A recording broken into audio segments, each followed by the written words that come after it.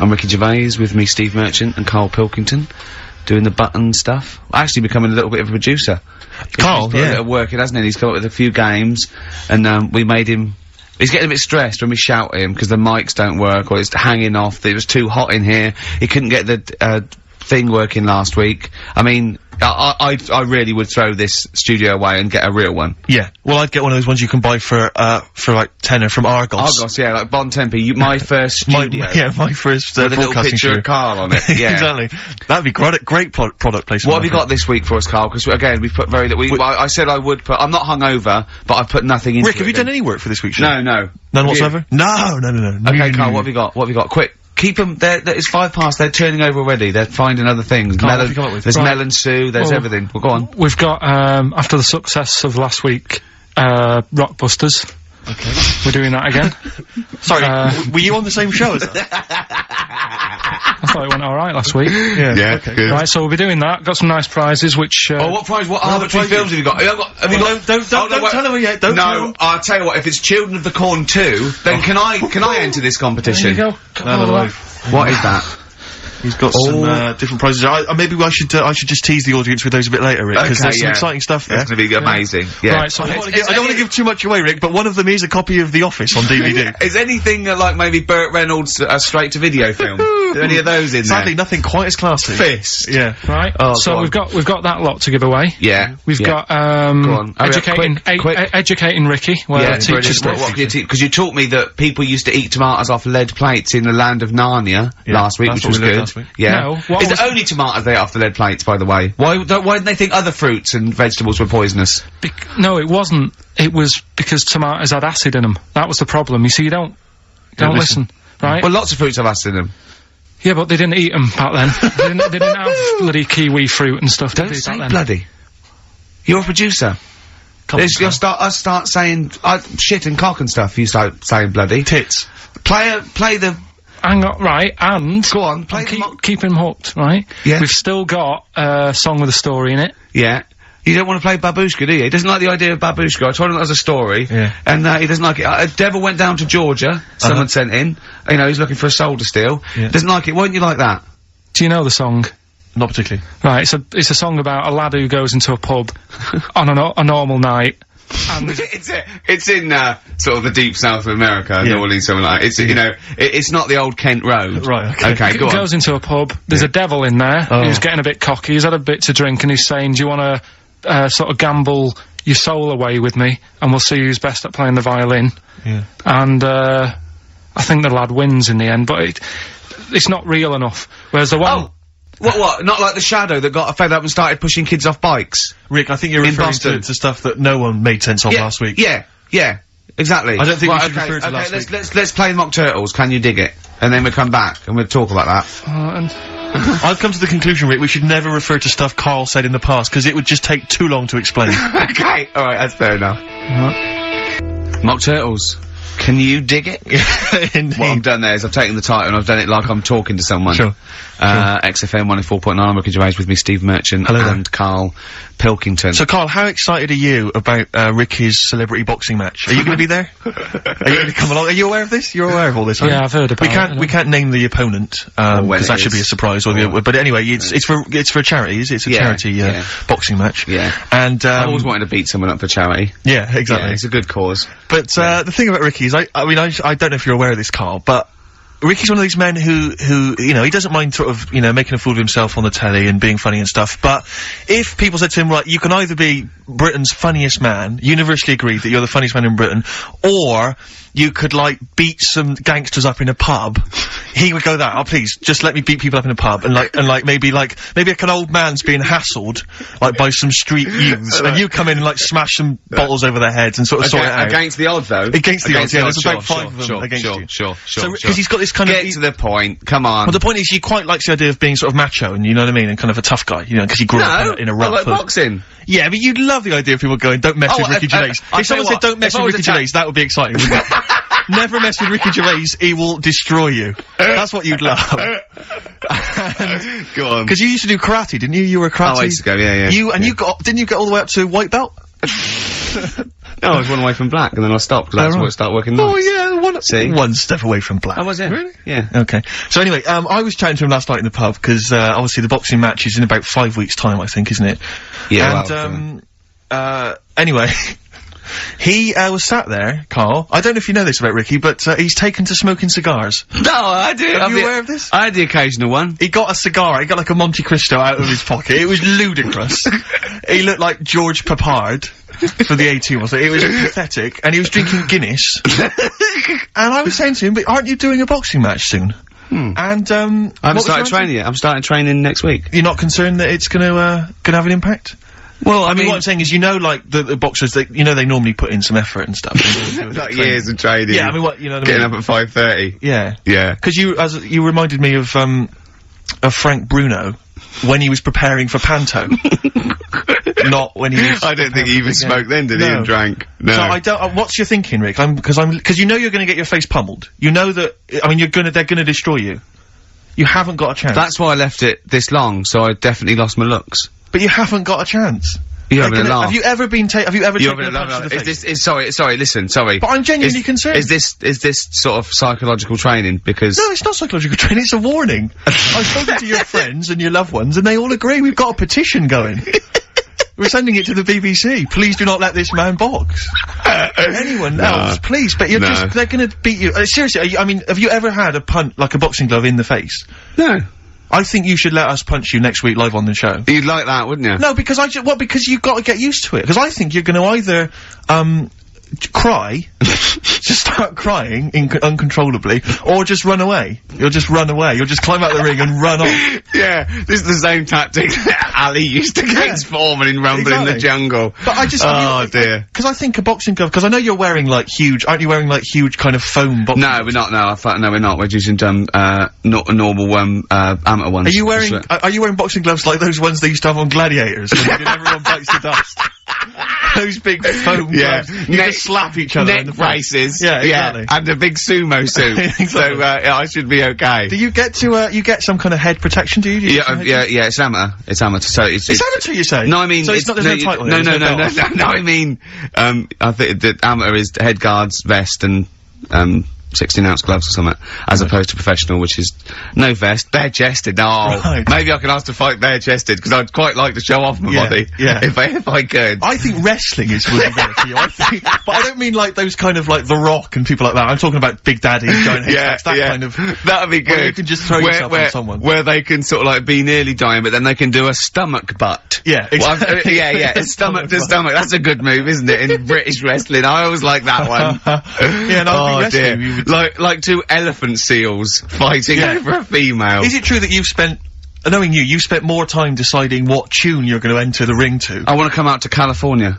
by Tupac and Dr. Dre. I think that'd be really good. I think that's embarrassing. And I'm going to come out with loads of little midgets to make me look really big. Sure.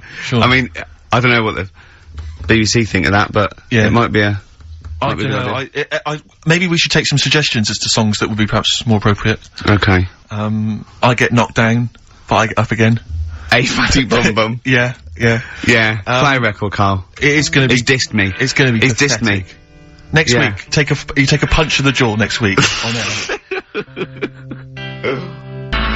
Turing Breaks, long distance, on XFM 104.9. On the way in, right, you know those little cars? They look like a little bubble car. They're modern ones. They look like half a car. Is that like a smart car? Is that what it's called? They look like, they just look like a toy car, and you can park them sideways. Is there only room for two people? Yeah, it's just like the half of the front of a Volkswagen just cut in half, right? And, I saw one going on Oxford Street, and it's a police car. A real police car, right? Really? Yeah. And, I mean, I thought, well, what happens if they have to chase someone? They couldn't, but I don't think that's the point. Because it was written on the side, it said something like, cleaner, something, more efficient. So I think they're making the point that we're cruising round in this car like we're on the beat, and it's using less energy and stuff. Yeah. But the first thing I thought of, right, was that those two policemen, they must have been going, oh, Sarge, don't let us have that one. Can't we have the Granada? Yeah. I mean... It's so embarrassing. I know, but, you know, police, they're doing, you know... But you've got to respect them. Yeah, of course, street toughs have got to respect exactly. them. I just don't know if you have to... Well, the only thing more embarrassing... What if you're really tall and you have to climb out of one and you're a copper? Are there any policemen out there who have been asked to drive one of these cars? If you're listening, do you think police listen to this? The only thing that would be more embarrassing is if you had to patrol on one of those bikes the goodies used to ride. That's the only thing I think that would be more pathetic. A pogo stick? Yeah, it's so embarrassing. Or on roller skates. Yeah. But not like roller blades. Roller skates, those really old roller skates. Have you seen that you tie on your socks. Yeah, have you seen those little bikes that look like clown bikes that the couriers use now? They're about a foot high. They're little I saw one the other day on it. My head turned, They're really bizarre. Just think they're the ones that they fold up. Yeah, but think of policemen chasing you on that. Well, I always remember even in America when I started seeing policemen riding bikes. It didn't seem to me, it seemed... Oh, they're quite cool. They're the ones that go through Central Park on the mountain bikes. Yeah, but that's really cool, isn't it? They, you know, they... It looks like they should be delivering whiz along at about 30 miles an hour and they can just... Do you know what I mean? Because, like, on motorbikes, on a Harley Davidson or whatever, I'm not messing with a cop. Chips, now that's cool, coppers. Yeah. But people in a smart car or, you know, it is a bit embarrassing. But I suppose it is that or it's better than... walking. You see, next we'll see them in those. If you really want to be kind of worried about the environment, though, you know those little taxis you see that people pedal. They pedal around Soho. Yeah, and when it's like a riot squad, there's 4 in the back. Exactly, yeah, exactly. Well, that's the thing, right? If they need to arrest someone. Yeah, here we go. Go on. No, well, what do they do? Because they do only sit 2, so do they have to flag a cab down or something for the criminal? We'll give you the money. Get a receipt. Take You definitely will go there. Yeah. You definitely will, because we've been caught this way before. Exactly. The last bloke, he just ran off. No, I won't run off. Okay. Well, I'll tell you what, Mr. Policeman, I'll take your car. Then okay, go on then. You definitely bring it back, though. I will. Well, isn't there something in America where, when they arrest someone in America, they don't take them back to the station and fill out all the forms, they just take them back to the station, and then they go and fill the forms out in a cafe or something, so they're still looking out. Yeah, Carl told me that. They're what? So they're still on patrol, is it? Yeah, so they said they're doing all their paperwork, but they're in the, a cafe window and they're looking out. Do you know, like how they say in this country so much police time's wasted by having to go back to the office and filling out loads of forms? That sounds like some policeman going, yeah, I could get a lot more work done if I was in a Starbucks. Yeah, no, there's a lot of criminals in the pub, and if I would, and I get to keep the receipts. Yeah, I mean, what's safest is if I didn't wear my uniform and probably got drunk. With some mates. Or a lot happens in, looking out my bedroom window, so if I was just like snoozing, snoozing, and when I heard a noise, I just pop, look out, oi, come here. Yeah, apparently there's a lot of crime, in Marbella over the next 2 weeks. Pay me so if there's a policeman listening who has to drive one of those cars, were you annoyed when your sergeant It is the most embarrassing. Yeah. Definitely. Yeah. Definitely. No, I think the pogo stick. Pogo stick, well, the pogo the triple tandem. That's great. Tandem. We should get that. We should get when we do our road show. Carl does all the pedalling. Yeah. I'm in the basket in the front. Hello, Western Superman! Play a record, Carl. What have you got? What do you want? Mott the Hoople? Oh, Mott the Hoople, yeah. Dug it out of the library. Yeah. It had greatest hits, which was enough, wasn't it? What you got for us, Rick? Roll Away the Stone, I think. Coldplay, The Scientist. Have you seen the video for that?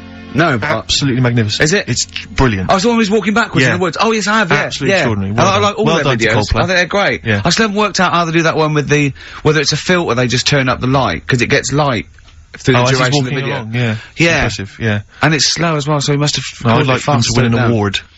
I'd like them to win awards. I like Coldplay. Yeah, no, good luck to them. Rick, can I just... Sorry, I don't mean to abuse our position again, but... Bruce Springsteen's performing in London tomorrow night, and you remember I made an appeal to try and get a free ticket. Yeah. Well, I don't even mind paying. I tried to pay, but that's good of you. No, I'm a generous kind of guy. And I thought you were me. No, go on. What are you going to say? You were going to pay for a ticket. You know, face value. I mean, you don't want to be ripped off, do you? No, don't be crazy. Ideally half price. Yeah. And I've been chasing kind of my tail really. I'm not going at the moment. I'm not going, and I'm desperate to see him, man. I mean, he's going to do a great concert. It's his only one in London. I can't believe that being on the radio, being on XFM, the listenership's going up apparently. I can't believe I can't get a ticket. I've asked Carl. He's done nothing. He's done nothing. No, Carl had a very good point. Nothing. Carl, say what you said when he was whinging in the break. First of all, whilst you're moaning, you also asked in the week for a Badly Drawn Boy album. Yeah. You got in today. Yeah. There's one there for you. Well, but it's yin and yang. And it's like, but Carl, what's Steve ever done for you? That's what you got to ask yourself. What has Steve ever done for you? Well, he took me to the BAFTAs. Yeah, but only 'cause no one else would probably want to go with you. I I can't believe that. What is I this? do not believe that. Oh, Steve, I'm gonna stitch you up now, Carl. And it's in a nice way, and don't worry, it won't be too bad. He won't take it too bad. Carl sent me a little text message today. Right. No, Oh, what is this? Right, okay. Okay. You know, I'm in a very frail mood at the moment. No, you're like this one. This is funny, because me and him have been, like, sending, trivia back and forth to each other. Which is another point, right? I sent him... Oh, well, I'll get to that in a minute. I thought he'd really be amazed with, Well, while you're fiddling, if you can make my dream come true, to go and see Bruce Springsteen tomorrow, then give us a call on the usual number. But like I said, Steve... What? Right, wouldn't be... Right, you just said when the song was on, can't believe it, right? We work at XFM, and I can't get tickets for Springsteen, right? Yeah. We work in radio, we should get tickets. Right, now think Which of the I'm willing amount to pay for. Yeah, but think of the... Yeah, but if it's sold out, it's sold out. Yeah. Yeah, right? but that's just something they say. Right, that's just what they say, is it? Right, so everybody on local radio stations say, do you know, I like that Bruce Springsteen, I want a free ticket, right? So another say... I tried to phone, I phoned for an hour and a half, I couldn't get through. Not long enough. I've put the hours in. Not long enough. Not long enough. What are you talking about? I've put the hours in. No. Right, so another 400 people turn up at the gig, they cram them all in, there's people being crushed, you know, they've paid the money early, they were up early that day when the phone lines were open, whilst you were probably sleeping, and that, so they're dedicated, and they're the ones at the front getting crushed. What? Would your Why mum and are they dad getting be crushed? happy if you were there getting crushed? I don't mind, I'll sit at the side of the stage and watch him. Yeah, but I don't mind. But everyone will say that then, and then What? before you know it, Yeah. no one can see anything No, because you're all on Carl's the right on stage. this one. Leave Right, it. yeah, Leave just it. right, I'm gonna give you this, I'm now handing over my mobile phone to Steve to read the, you can see it's from Carl at the top, but just read it out as you scroll down, just read it out loud. Is this a text message from... Yeah, this is a text message to me from Carl. Read it out. To see at night as well as an owl, you would need eyes the size of grapefruits. If only Stephen could turn his head right round as well. Carl, I can't believe it.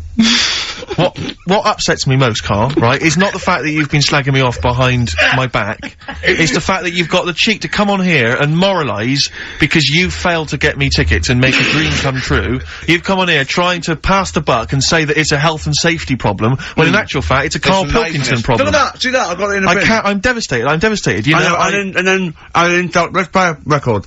I'm I should upset. have eaten this banana off air. What's the number? It's 08700 800 1234. But if it's sold out, Steve, it's sold out. A bit of a classic here. R.E.M. I bet if Like Ricky it. wanted to go, it'd be fine. I'm sure someone could sort it out then. Who? Oh, if Ricky Gervais wants to go, then I'm you can going. come. Are you? No. You want some tickets, then? U2. Electrical Storm. That's great. That's great. I love that. On XFM 104.9. I'm Ricky Gervais with me, Steve Merchant and Karl Pilkington. Carl, I want you to tell Steve what you told me in the week. About the snake, about the anaconda. How to... Right, this is Carl's method. He's not scared of the anaconda. The 30-foot long, biggest, scariest snake. No, you were In talking the about world. stuff, weren't you, about in jungles and that, and animals. That's what we do. Yeah. Right. And I remember reading about, say if you're in the jungle, and you get tired and you go to sleep, right, and you sort of wake up and you feel something on your leg, and you look down, and it's an anaconda, right? Yes. And it's swallowing your feet, because apparently they always go from the feet up. They never eat you from the head. So, Okay. Shall I save these points to the end? Because that's Make a list of the points. Because they always eat head first, because the way the fur goes, where they have to take a capybara or even a rat, they take it from the head But first. make a point. Okay, Make some notes. okay, there. so that's Rick. wrong. We'll come back to Okay, those next, later. go on. So they always eat you from the feet. Go on. So they're swallowing your feet, and it said on the website, if you wake up and you see this anaconda doing that, sort of eating away at your feet, don't panic. Don't panic. I'm just writing this down. Don't panic. Hold on. Okay, go on. Don't try and kick it off. Okay. Just let it sort of swallow you. But only up to your knees. Okay. Why not kick it off straight away? Because it. I think it sort of gets a bit angry, it starts thrashing about, and it can swallow faster, I think. Okay. I'm guessing that bit. Okay. Just put a question mark by that. Okay. There, Rick. Pop a question mark next to eat. so knees. yeah, so it's up- eat knees. So eat it up to your knees. It's up to your knees, Yeah, and then yeah, what yeah. you do is, you get a knife, Yeah. Okay. and you cut. And how do you get a knife? Do you walk over to the kitchen? I was or- gonna pop over, get knife. Where's that coming from? Get Well, the you knife. always have a knife. Okay. Always have a knife, of course you do. Otherwise you're a fool. Always have a knife, okay? Well, come on. Yeah. Yeah. If you're gonna go into a jungle, Always have a knife. Okay. Always have a knife, yeah. simple. Could I just suggest something? You know, suppose you're wearing combat trousers, and the knife is actually in the trousers by the knee, the sort of pocket by the knee. What happens then? I suppose you could still reach into the mouth, couldn't you? So anyway, you've got a knife. Let's say you've got a knife. Let's say you've fallen asleep, the anaconda's chewing your feet, you let it eat up to the knees, you've got a knife, what do you do then, Carl? Right. So it's up to your knees, and what you do, you get your knife that you got out of your pocket earlier, and you cut it at the mouth, right? Do you know, like, either side of the lips? Right. So you're sort of cutting it in half. Right, like a Chelsea smile. And it can't, yeah, that's right. Yeah. It can't do anything. It wasn't ready for that. It can't move about because it's got, like, your legs in its mouth. And peel it off and walk away. Okay. My main point, really, is this, Carl. Never will an anaconda or any constrictor, python, boa constrictor, just start eating a sleeping man. He will crush you to death first. That's why they're called constrictors. They're not called gobblers, are they? Or holy swallowers. They're called constrictors. Why would he start eating something? Is that how they take down antelope? Just start chewing their leg? Oh, it's gone off. I'll tell you what, lads. They get together, this next one there, and said, I'll tell you what, we're losing a lot of prey by just living at their ankles. They're running away. Let's crush them to death first so they can't move, then we can swallow them. You're a fool. So anyway, right, so I was telling him this bit of information because we started a feature last week. Well, week before. So Sorry, Carl, can we just go back to the crushing you to death first? Yeah, but, well, I read it. He's won there. He's beating you there, Rick. Okay. Did it say what to do if it starts crushing you to death first? do you know No. Did it say what to do? Supposing it had this meeting, and it started crushing you, and you woke up and it was actually round your chest. And every time you tried to take a breath and breathed out a little bit, it just tightened its grip, because it can feel that. What'd you do then? You sort of tighten yourself up anyway, because I've read about that. Yeah. If one does start wrapping around you, you sort of make yourself into a ball, first of all, and it'll wrap around you, but it's alright because you're protecting your lungs, so it can't crush you, and then you just sort of shout for help. And you shout help with this 30-foot snake. Do you know how it works? It gets as tight as it can, it can feel as tight as it can, right? With these huge muscles, right? Yep. Right? When you leave a bit of breath out, it tightens again. You won't be that out of breath, you haven't been running anywhere, so you can just go. What, and when do you get the new mouthful of oxygen? Just breathe very slowly, like you do. How? Do you know what breathing is? Do you know what breathing is? It's extending your rib cage, right? Intercostal muscles between the ribs. Contract like that.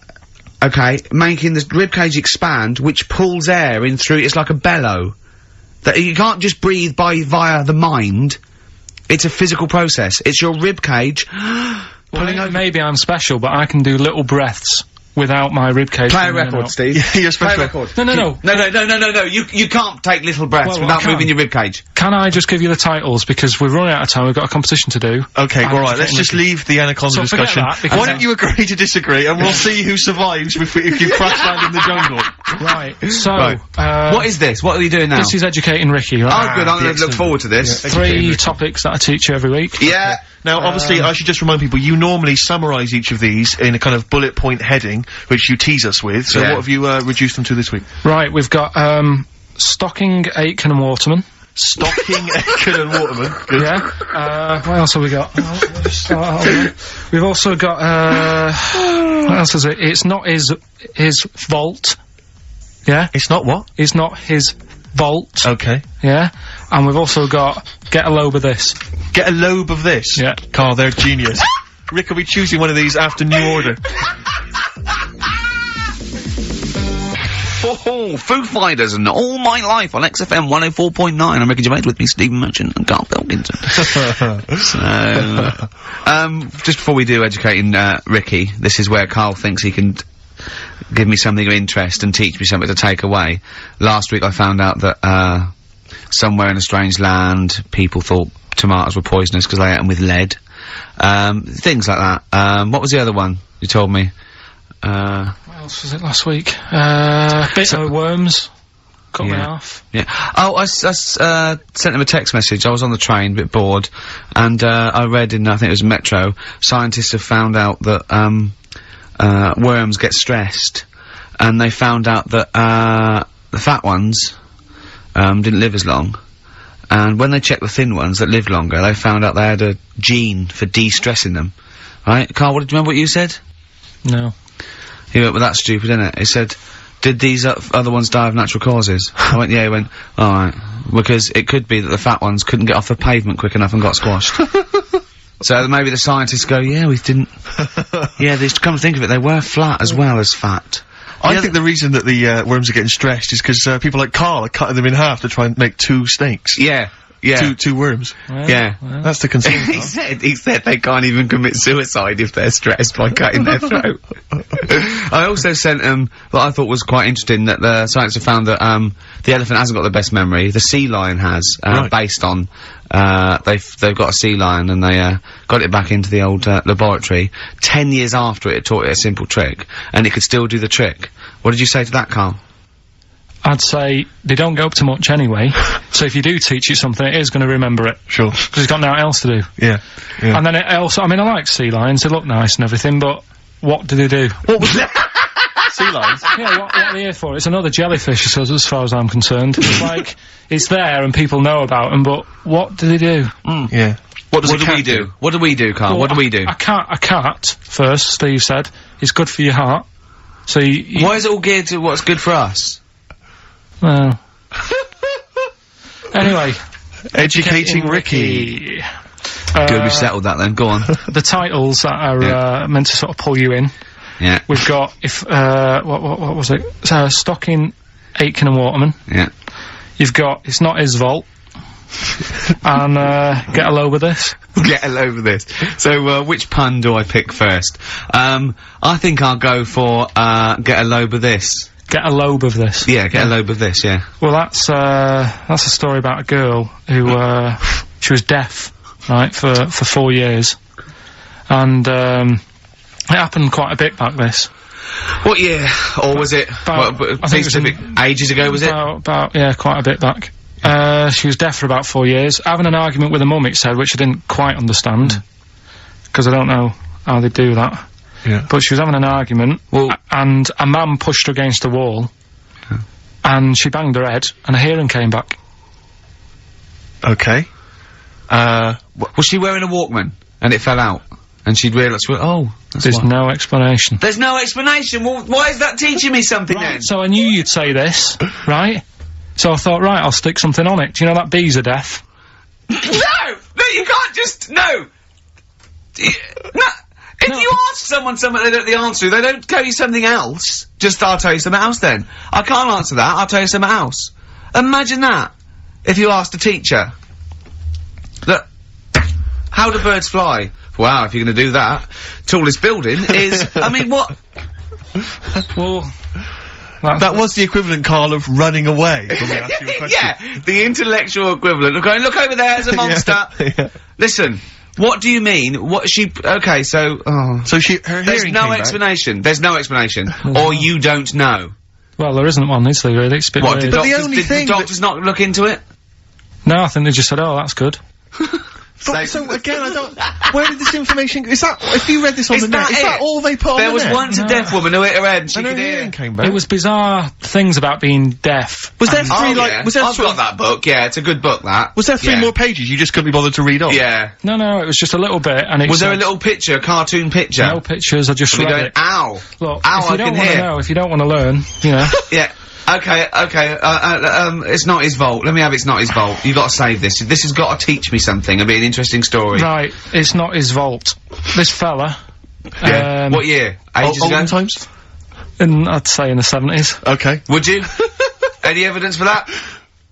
and Does he wear flares in the story? Right. Is that your Sure. reason? no, it's a bit like Yuri Geller, this fella, right, where he's electric, He's electric. and if he walks past the telly would fizz. Uh-huh. If he walked past the radio, it all goes zzz, like that. Oh. His hair stuck up all the time, and he'd be having a bath, and everything would be alright, and then the power would sort of switch on in his body, and the electric in his body made him jump out of the bath. So. What do you mean so? What is that so? What does that so mean? You've given us nothing. You've given us nothing. You'd have to at least give us the scientific explanation. Yeah. Electric eels have 400 volts in them. Oh, is this the running away again? What was that one called? Yeah, but but It's not his vault. But there's a reason that not his fault. It's not his fault. I thought it was going to be something about keeping it in a safe. I think we should do these the other way round. I think you not should his tell fault. us the story and then we'll hear the pun. It's not his fault. It's not his fault. Right, let's leave it. Play a tune. Educating Ricky. Doing it. We're not doing it. No, we are. Oh. What? Don't look at me like that. Oh, Carl, you're in a bad mood. The Coral, I'm all right. dreaming of you. Right, do the last one. Do the last one. Carl's saying we're never doing this again because we don't appreciate it. Yeah, Carl, you don't know how good this feature is, mate. Right, last one. Yeah. Stocking, Aitken and Waterman. Go on then, tell me about that one. What's that? What am I going to learn from this? Right, well, do you know the saying, put a sock in it? I like it already. Do you know the saying? Yeah. Right, well, do you know where it comes from? I assume it's shut up, so I'll stuff your mouth with a sock to shut you up. Years ago. Yeah. Sorry, am I right? No, not really. Ages ago. 1970s? 50s, Okay. I'd say. Do you know the old, I'd say. do you know the old gramophone? Yeah. With the big horn on it? Yep. Yeah. Right, well, those stereos didn't have a volume control on them. Right? So they'd be listening Oh, to so you their put a album, sock in the... and you'd mute. put something like a sock. That's a real one, you see. That's taught me something. That's good. That's excellent, Carl. That is the only one that counts, like chewing the fat, if they're true. I'm assuming they are. It works. It's of interest. I haven't got it verified yet, but that is educating Ricky. That's brilliant. I will say, the other two were more entertaining. So, you know, I don't... Do you understand the distinction, though, between that one and Electrical Man? And, or I've hit me head, I can hear you, mum. Yeah. Can you see the difference, though? Or... Not all really, three... because when I read all three, I took something away from all of them. What did you take away from the other Electrical two? Man? I just thought, oh, imagine that. Imagine how annoying that would be. But that's not education, is And it it's really? not taking anything No, but away. Think about it, right? We take our lives for granted all the time, don't you? You get up in the morning, it's like, oh, I'll get up and walk for a shower. Some people can't walk, right? Yeah. This guy, he can't even have you know what I mean? It's nice to have a bath, isn't it, when you got time on your hands and Yeah. you can relax. This guy can't even do that. He might be alright for a bit, but he's not really enjoying it, because at any moment, it could strike. Yeah. So, he can't even do that. He can't comb his hair, because it keeps going a mess. Yeah. He can't watch his Nor can favourite- you. No, he can't. Does he fight crime? What does he do with his powers? Yeah. I think he just has to sit around, because he can't work with machinery, Right. because he'll probably blow a fuse. Yeah, so he just sits around. Think about it, what can he do? Mm. What normal things can he do? Skateboarding. Going for long walks. Yeah. Put a wetsuit on. Well, he couldn't do that. Why? Ooh, water and electric. No, wetsuits aren't actually wet. They're dry initially. Just put a whole wetsuit on and walk round with flippers and A rub the wetsuit's sole. not like a dinner jacket that's like really wet. Yeah. All I'm saying is think. Do you know what I mean? Oh, okay. And what was the And other the girl deaf for 4 years hits her head. Yeah. That's just. What have you learned from that? What is that? Well, imagine how happy you'd be. Remember that time when I nearly died when I choked on a Mr. Freeze pop? Right? No, tell us that one again. No, I told you, didn't I? Tell us again. Yeah, but the people will remember it, and then it's. They won't. They weren't listening. Go on. What happened? It was ages ago when my mum and dad used to go out shopping on a Friday. 1970s? Get the food in. get a week's load of food in the cupboard and that, and we'd, you know, they'd come in with all the food, and we'd all be like, oh god, you know, there's no food left on a Thursday really, so we'd all be hungry on the Friday by the time the food got in. I love that. And That I'd they be wouldn't like- eat it. I imagine him like jackal puppies. Yeah. Just like licking your parents' mouth for food as they So- come through the door. So they come in from the supermarket, they're emptying the box. Our kid had got some biscuits and what have you. Frenzy, just a feeding frenzy, like pigeons. I grabbed the Mr. Freeze pop and knocked it back really quick, but it wasn't frozen, so I knocked it back so it was like a liquid, and it went down the wrong way, right, and I was choking, right, and I nearly died. It must have been about, how long can you go before you die? A couple of minutes to do Right, it. I reckon about a minute 50. Right, I was really close to dying. How do you know you were close to dying? Me, Did your life flash before you? No, but I just was like, There's loads of incidents of him eating pops. Yeah, exactly. I just said 40 of those. whatever, right? What do anyway. you think you'd see if your life flashed past you? What do you think, which elements would stand out for you, do you think? What? Start now, go back. What do you remember? What's the first thing you remember? As a kid. Yeah, just anything now. Being in the hall and having our dog licking my face. That's your earliest memory? Yeah. Okay, what's the next one? Right, next one's probably being at primary school with Lindsay. Yeah. Was that your girlfriend? Well, a little friend who was a girl. Sure. And we used to have like tins with letters in, and you'd have to write stuff. But anyway, what are we doing? I got confused. Right, so anyway, I'm intrigued by the dog that was licking your face. well, bin that. We won't win that. No, it's a great feature.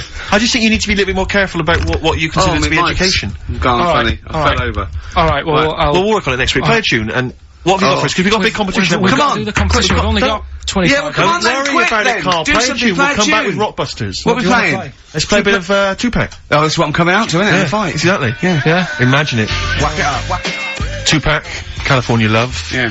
And that's the big tune that Ricky will be coming out to when he has his celebrity boxing match. We're all looking forward to that, Rick. Yeah. Competition time, Carl? Oh, Carl's looking forward to this. He's just getting all stressed about his half hour. Pete. Oh, go on. No, it's just, we should have done this a lot earlier. Why? It keeps them hooked in. Right, if you haven't heard the game before, I'll give you some initials, bit of a cryptic clue, and those initials and the cryptic clue makes up some band. Might not be an XFM band, but it's a band or a pop group or an artist or something. Yeah.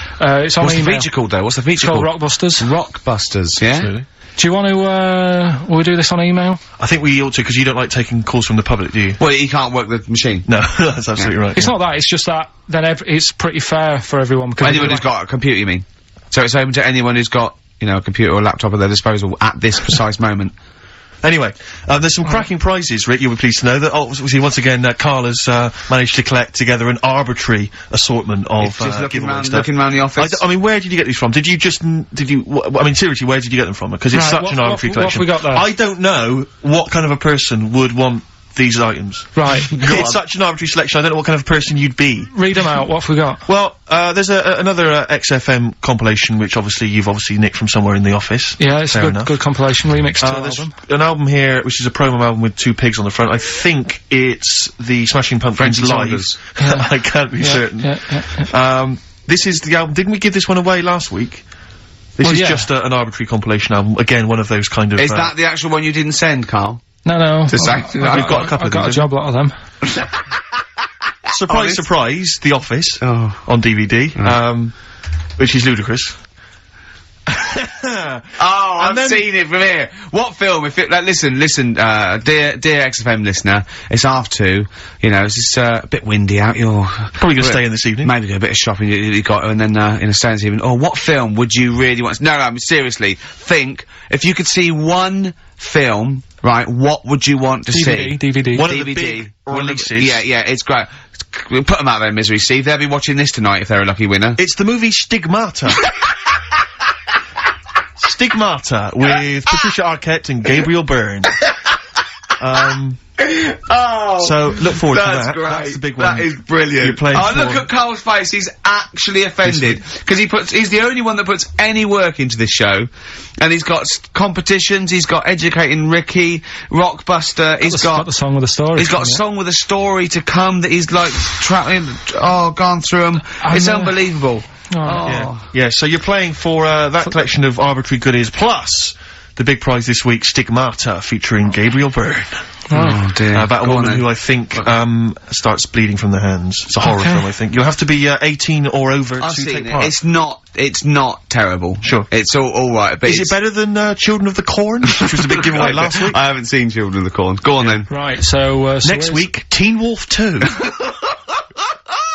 Go on. Here's Go on. the, And Tony Banks's own solo album, Banks Statement. Tony Banks, remember, is the musician from the much loved Genesis, but we got that album to give away. Alright then, so, Right. To win those exclusive prizes. Yeah, Go on. yeah, you've got to email in ricky.gervais@xfm.co.uk. I saw a sellotape dispenser out in the, office There's as a well, if pair you of want- gloves that I don't know who's out, but they're out there and they've been there for a week, so Let's send them pair as of well. gloves, a sellotape dispenser, and Tony Banks's solo album, Banks Statement. Yeah. Okay, go on. Right, first one. Initials JT. Initials JT. What's the cryptic clue? Cryptic clue. At the moment, I'm in a river full of logs. Hold on.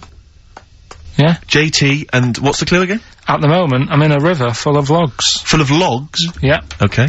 So, who could it be? JT. At the moment, I'm in a river full of logs. Yeah, go on, Right, next one. second one, there's 3 of them you gotta get. Letter is W. Yeah. The clue, that lad's got bad asthma. That lad has got I've got that asthma. one already. I've got that Yeah, one already. W. Yeah. Yeah. And okay. finally, the last one is the letter C. Yeah. And, the cryptic clue, Is Carl is one of these. Mousetrap is that musical, isn't it? This isn't a clue, by the way. It is called Mousetrap, isn't it? There's not a musical. It's not a for me, musical, it's a but play. it's a alright, whodunit sort of alright, thing, yeah, yeah. that's fine.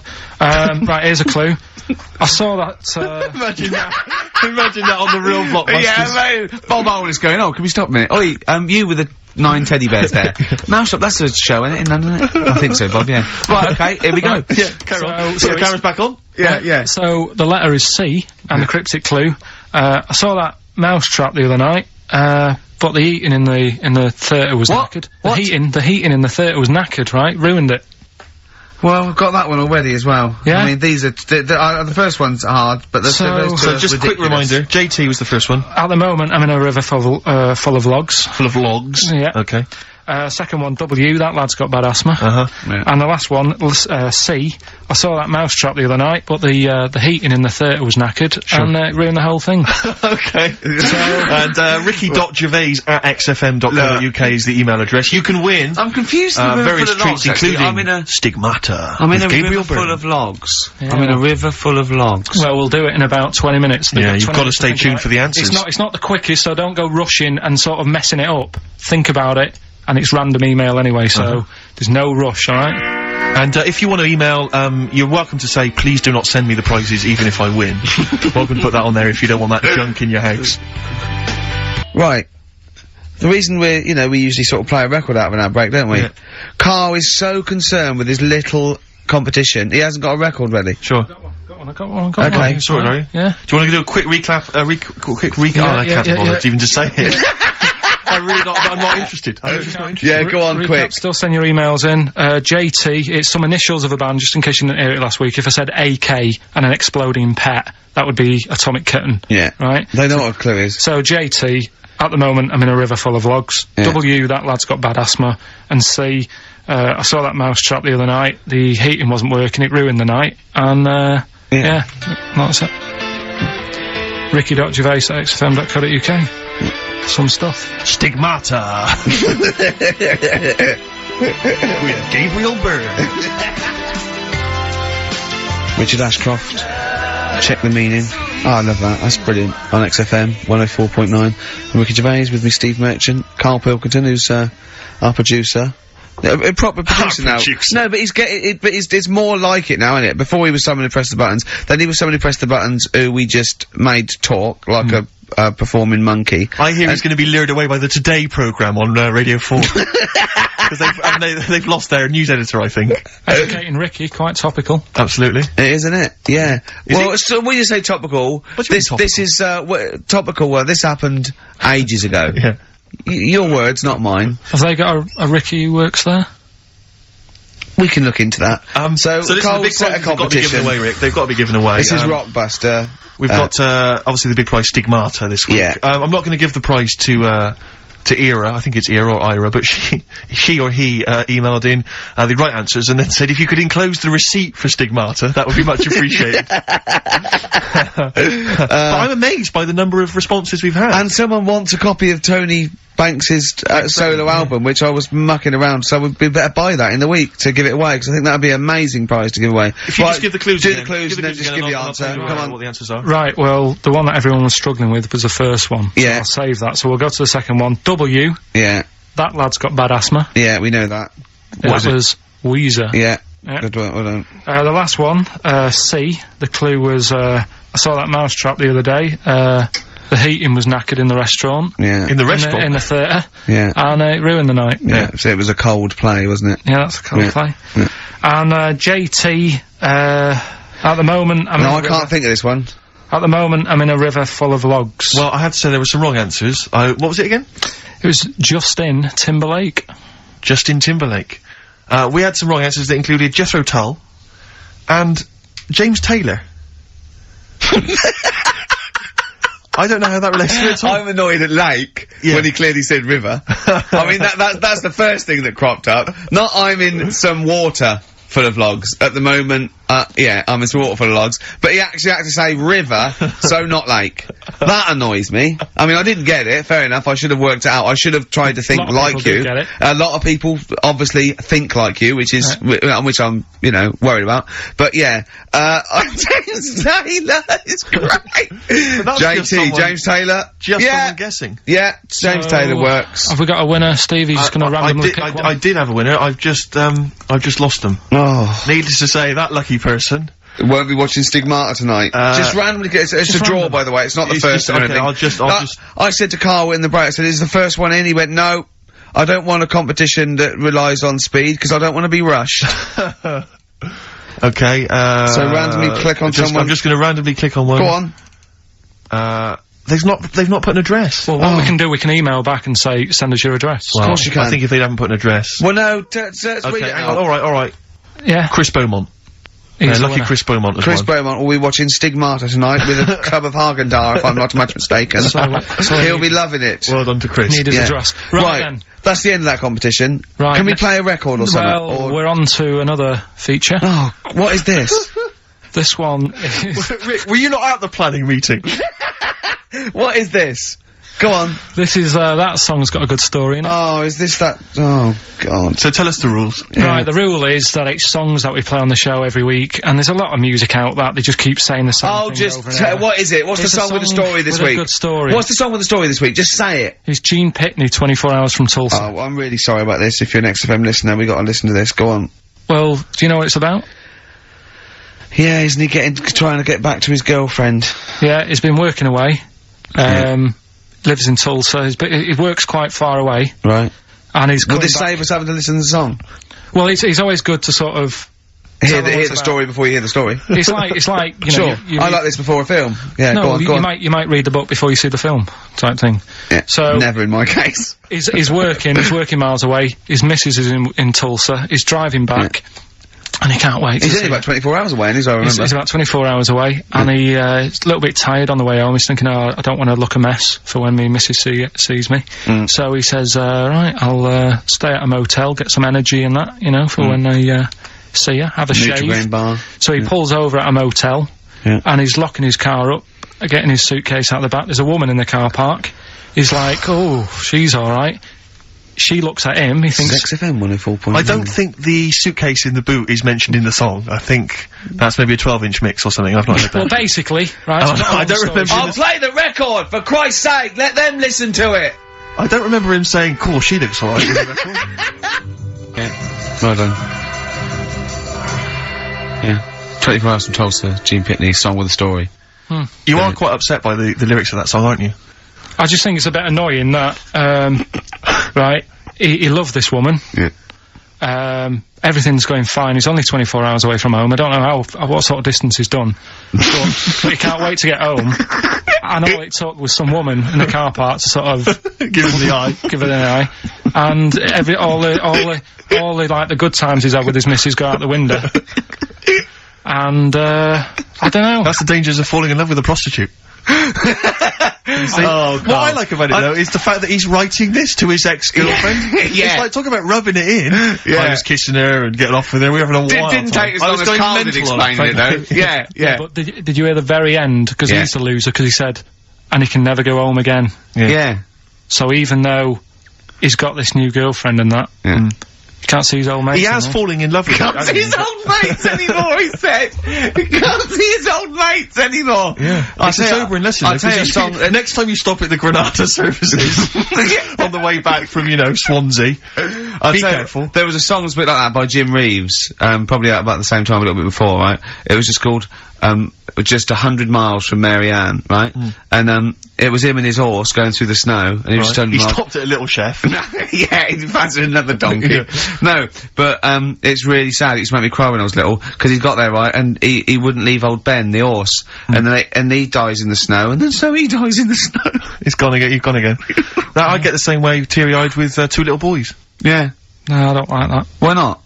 It's just...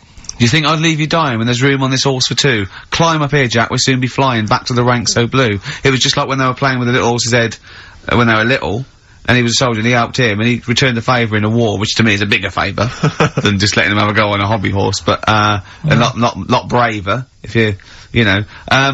Yeah, last number one of the 60s as well. Christmas 1969. And it's, of course, based on truth. That's a history lesson right there.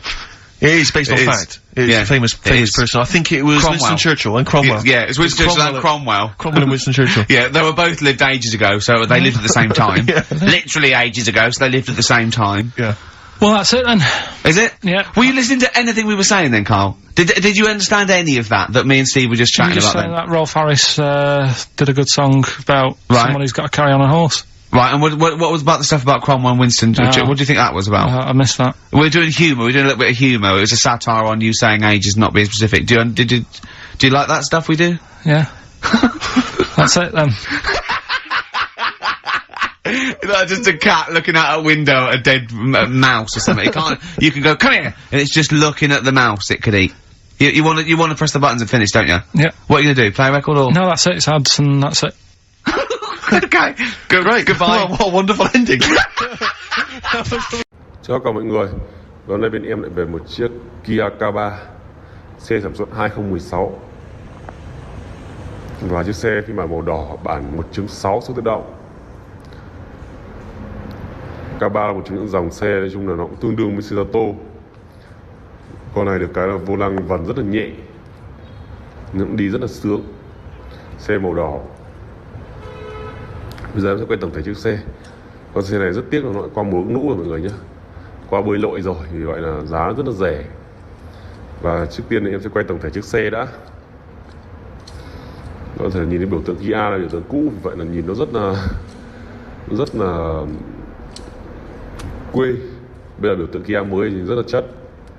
Cái này chúng ta có thể độ được, đèn rất là sáng, lốp la răng còn mới, xi nhan tích hợp ở gương. Tay nắm cửa có một lớp chrome.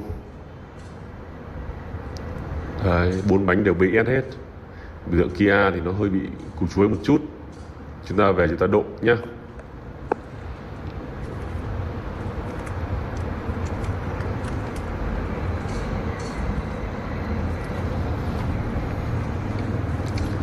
Đấy, các bạn có thể thấy rằng xe đèn rất là đẹp từ 2016, và các bạn thể nhìn thấy hệ thống đèn sau nó đẹp như thế này, có gì phải bàn. Ở bên em còn về rất nhiều các dòng xe khác.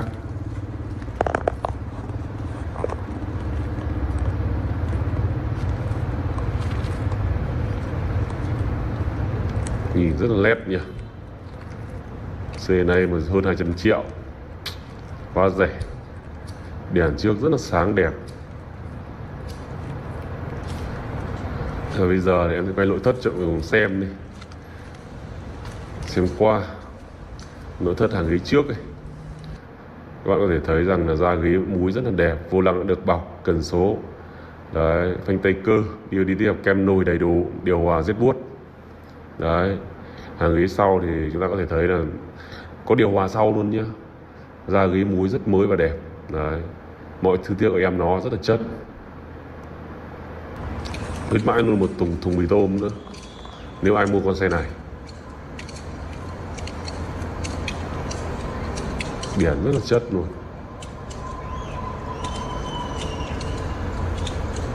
Bên em về rất nhiều dòng xe hôm nay, về rất nhiều. Kia K3.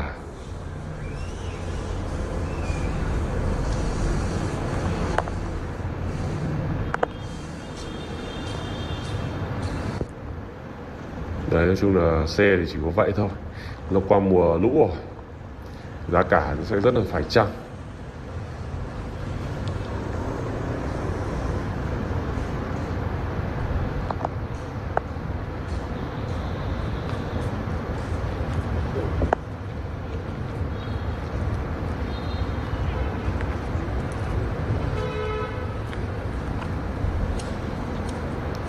Nói chung là các bạn có thể thấy rằng là nếu mà em không nói thì cũng không ai biết đâu, kiểm tra thì cũng phải kiểm tra kỹ mới biết được. Vì bây giờ là nó bơi lội cái nó gọi cứu hộ ngay và xử lý ngay, vì vậy là rất là còn tầm 95 đến 97% cơ. Và một chiếc xe như này thì bây giờ giao bán với giá là 280 triệu, và ai mua liên hệ sớm. Nếu ở phần bình luận mà em chưa ghim đã bán thì vẫn còn em ghim đã bán rồi thì mọi người đợi con xe khác, chứ chủ động liên hệ với em. Đấy, 280 củ khoai cho một chiếc xe K3 2016 bản 1.6 số tự động phiên bản màu đỏ đã qua bơi lội. Đấy, 280 củ khoai quá rẻ, ai mua thì chủ động liên hệ với em. Xin chào tất cả mọi người.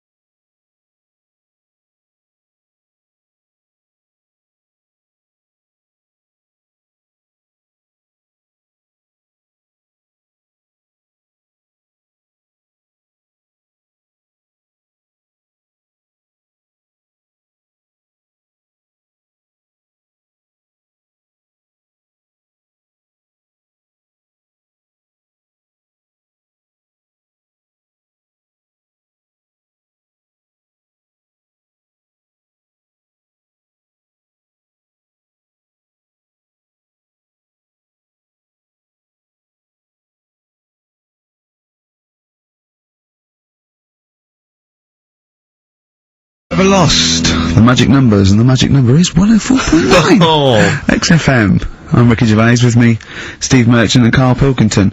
Right, 2 more shows. 2 are off air for, I don't know how long. Is that 2 more including this one? Yeah, no. 2 more after yeah, no, it's right, this is 1, and then there's another one. Right, 2 and more that's shows. the last one, there's Okay, 2 right. more shows, yeah. Including this one. We're starting now. Starting now. If I'd have said this at the end, it might have been ambiguous, That was but I've why said it at the beginning, there's 2 hours, that's a whole show, Right. so there's 2 more shows. 2 more shows including this one? Yes, well, Okay. obviously. So 1 more show after It's this only one. 1:05. After this show, 1 more. Yeah, one more, yeah. Next week there's 1 more show, that makes 2 altogether. Oh, no, it's only 1 more show. Good night. Okay. Now, it better be a good one, Karl. Have we got, Rockbusters? Yeah. To win those prizes? Check. Have we got Monkey News? Check. Is it a real Monkey News, or is it something that's is. slightly made Always up that is. you... What? Always is. Check. Okay, Knob News? Here we've got a bit of knob news, yeah. I'm worried that Knob News, because it's only about penises, is a little bit sexist. Have we got any fanny facts? Can we sort that out for next week? I don't want to alienate our female audience. Welcome to Minge London. Good, I'm glad that's out. Well, brilliant. We got a song with a story? Yeah, doing that. What is it? I don't want to sort of tell you what it is yet, because Right. the song isn't that great, do you know what I mean? It's good. not a song Good. Good. that's like an XFM song, but every time I hear it on, say, like, Magic or whatever, Yeah. I have an argument. 105.4. Yeah, I have an argument with Suzanne that, you know, what I think it's about, and she says, don't be stupid, it's not about that, and I'll say, no, it is. And so we're gonna decide who's right. Yeah. Well, I don't know what song you're talking about, and I don't know what the argument is, but Suzanne's right. Definitely. No Well, doubt about it. We'll have a listen, but I'm hoping that once people sort of listen to it again with my thoughts every time Well, I hear this it, song sums up what people should think of you. It's don't believe a word. Alright? That's the sort of links I'm capable of. If that doesn't bag us as Sony, then nothing will.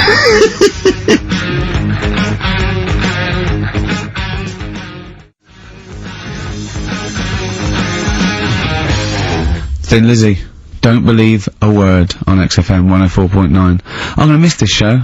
It's been good. You might be the only one. No, well, you know, so we'll come back again. Yeah, we've got a lot to do over the next few months, but maybe for Christmas or just after.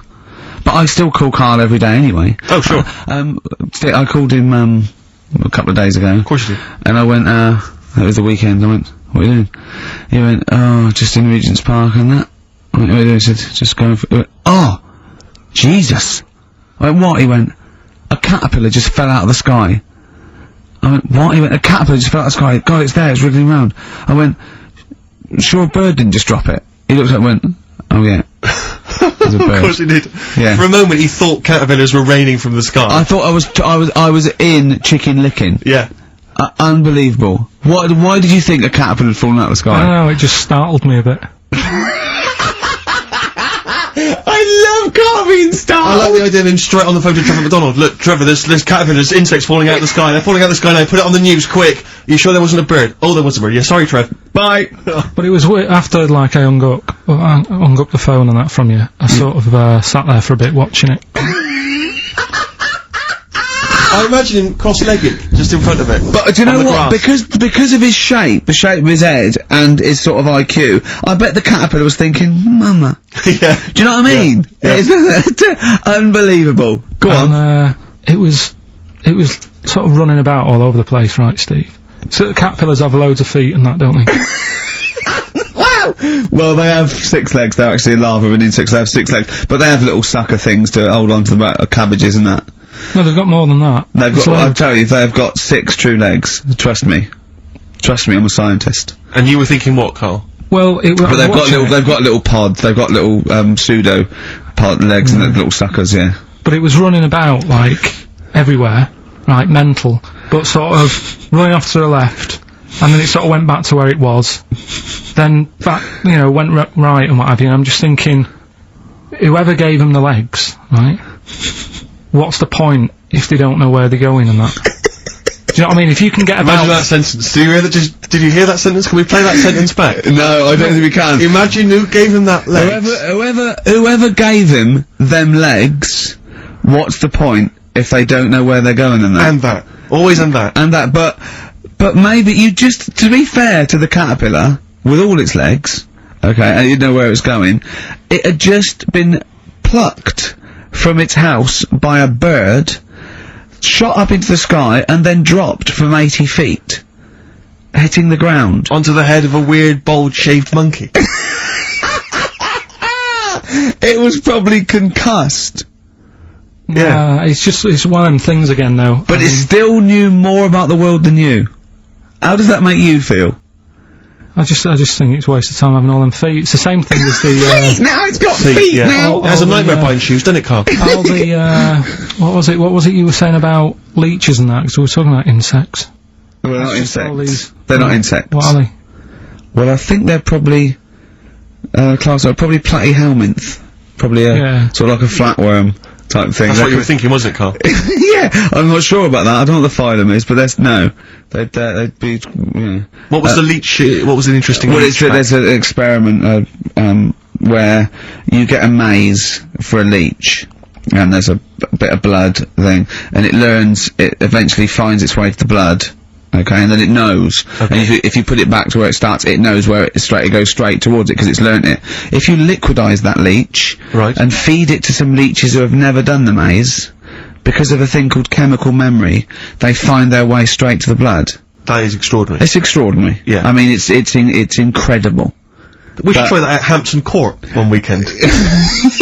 but maybe with some tourists. We'll just blend up some tourists. All the people on them, I tell you who would do it, those people who go on, Celebrity Love Island. Any of them, They will do anything to get They will be liquidized. People have enemas, they will do they wank off pigs, they will do anything to get on telly. What about that? Be liquidized and fed to another, get one D-celebrity slapper, liquidize her and feed her to another slut. So we and blend see up if she Happy can Tippers. find her way, and see if she can find her way to Channel 5. Yeah. What a brilliant show, hosted by Jimmy Carr. Of course. That'd be amazing.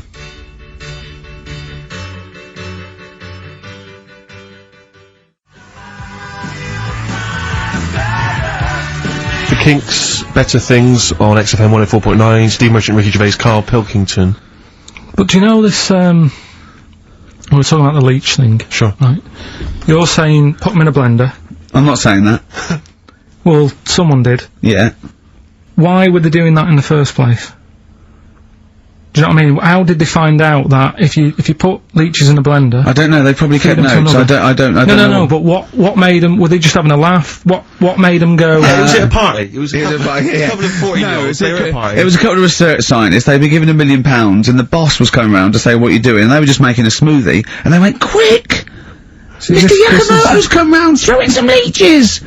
What are you doing? Just leeching. Just feeding these leeches to some other leeches. Alright, well that looks like science, I'm off.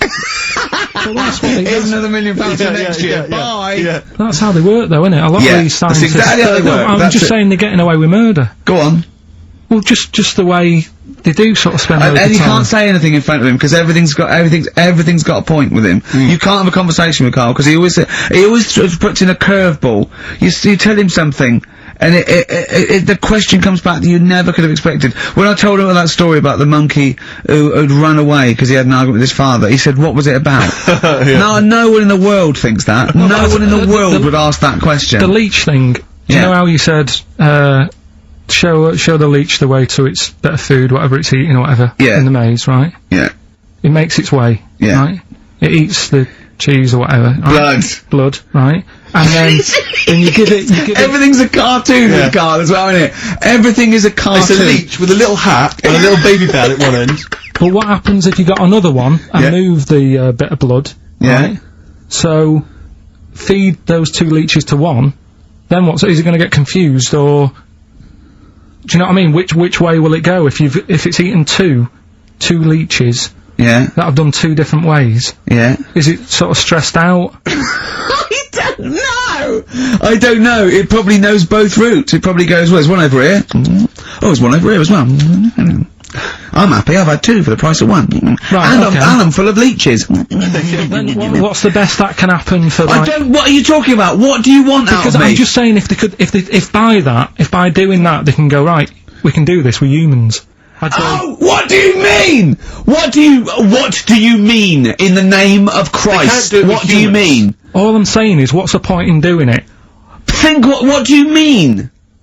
If you could do it with humans, I'd say... But what, right, Carl, think about what you're saying, man.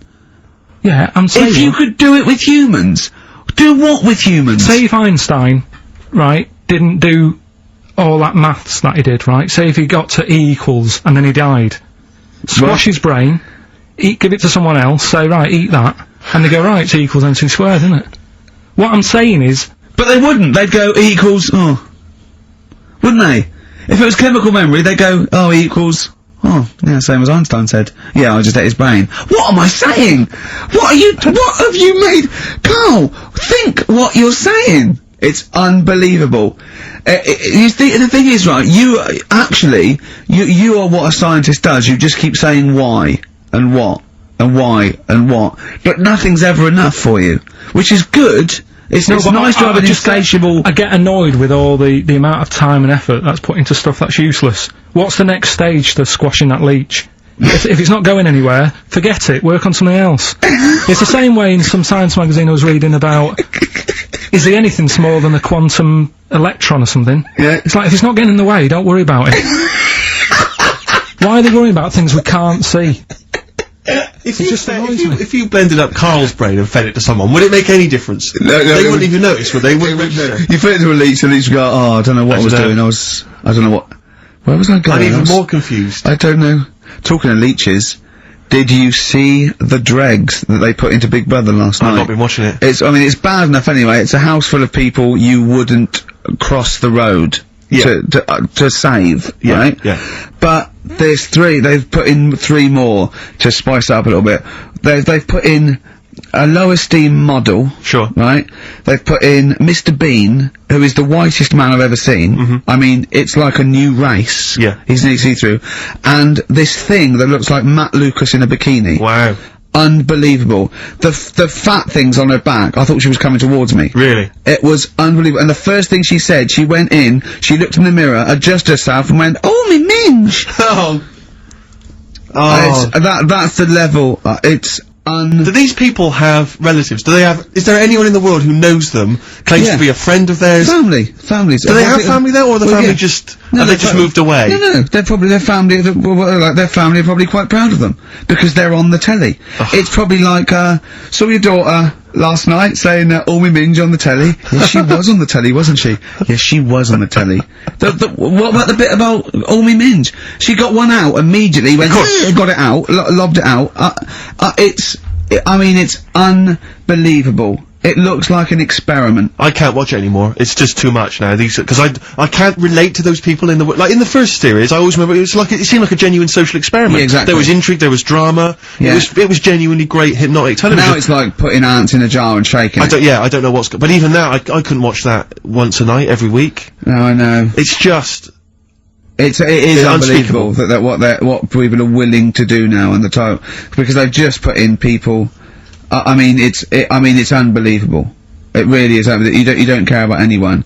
But I suppose what's good is that I think you watch it now because you want one of them to fall over and hurt themselves. Yeah, or just choke on a chicken bone. And no one else in the house knows the Heimlich maneuver. That's a good idea, isn't it? Yeah, feed him more chicken. Send him more roast chicken. So we got a wonderful celebration for you.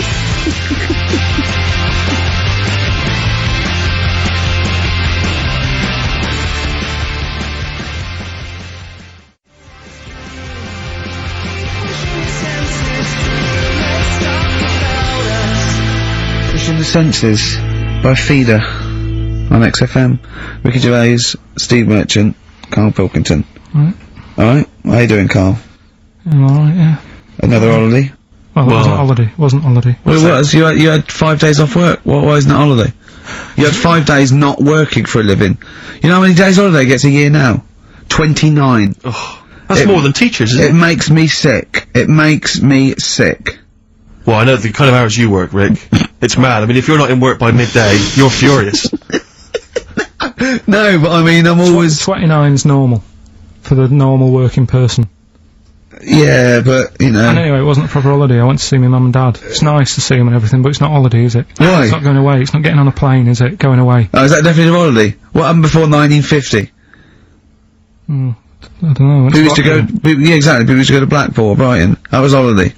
Yeah, but I didn't Where did you go? Went to Wales. There you go, lovely holiday. Lovely holiday. Have a holiday in Wales. That's what they say, innit? Come to Wales and have a holiday. That's what they say, innit? So, come to Wales and meet your parents. Come to Wales and have a little holiday. Right.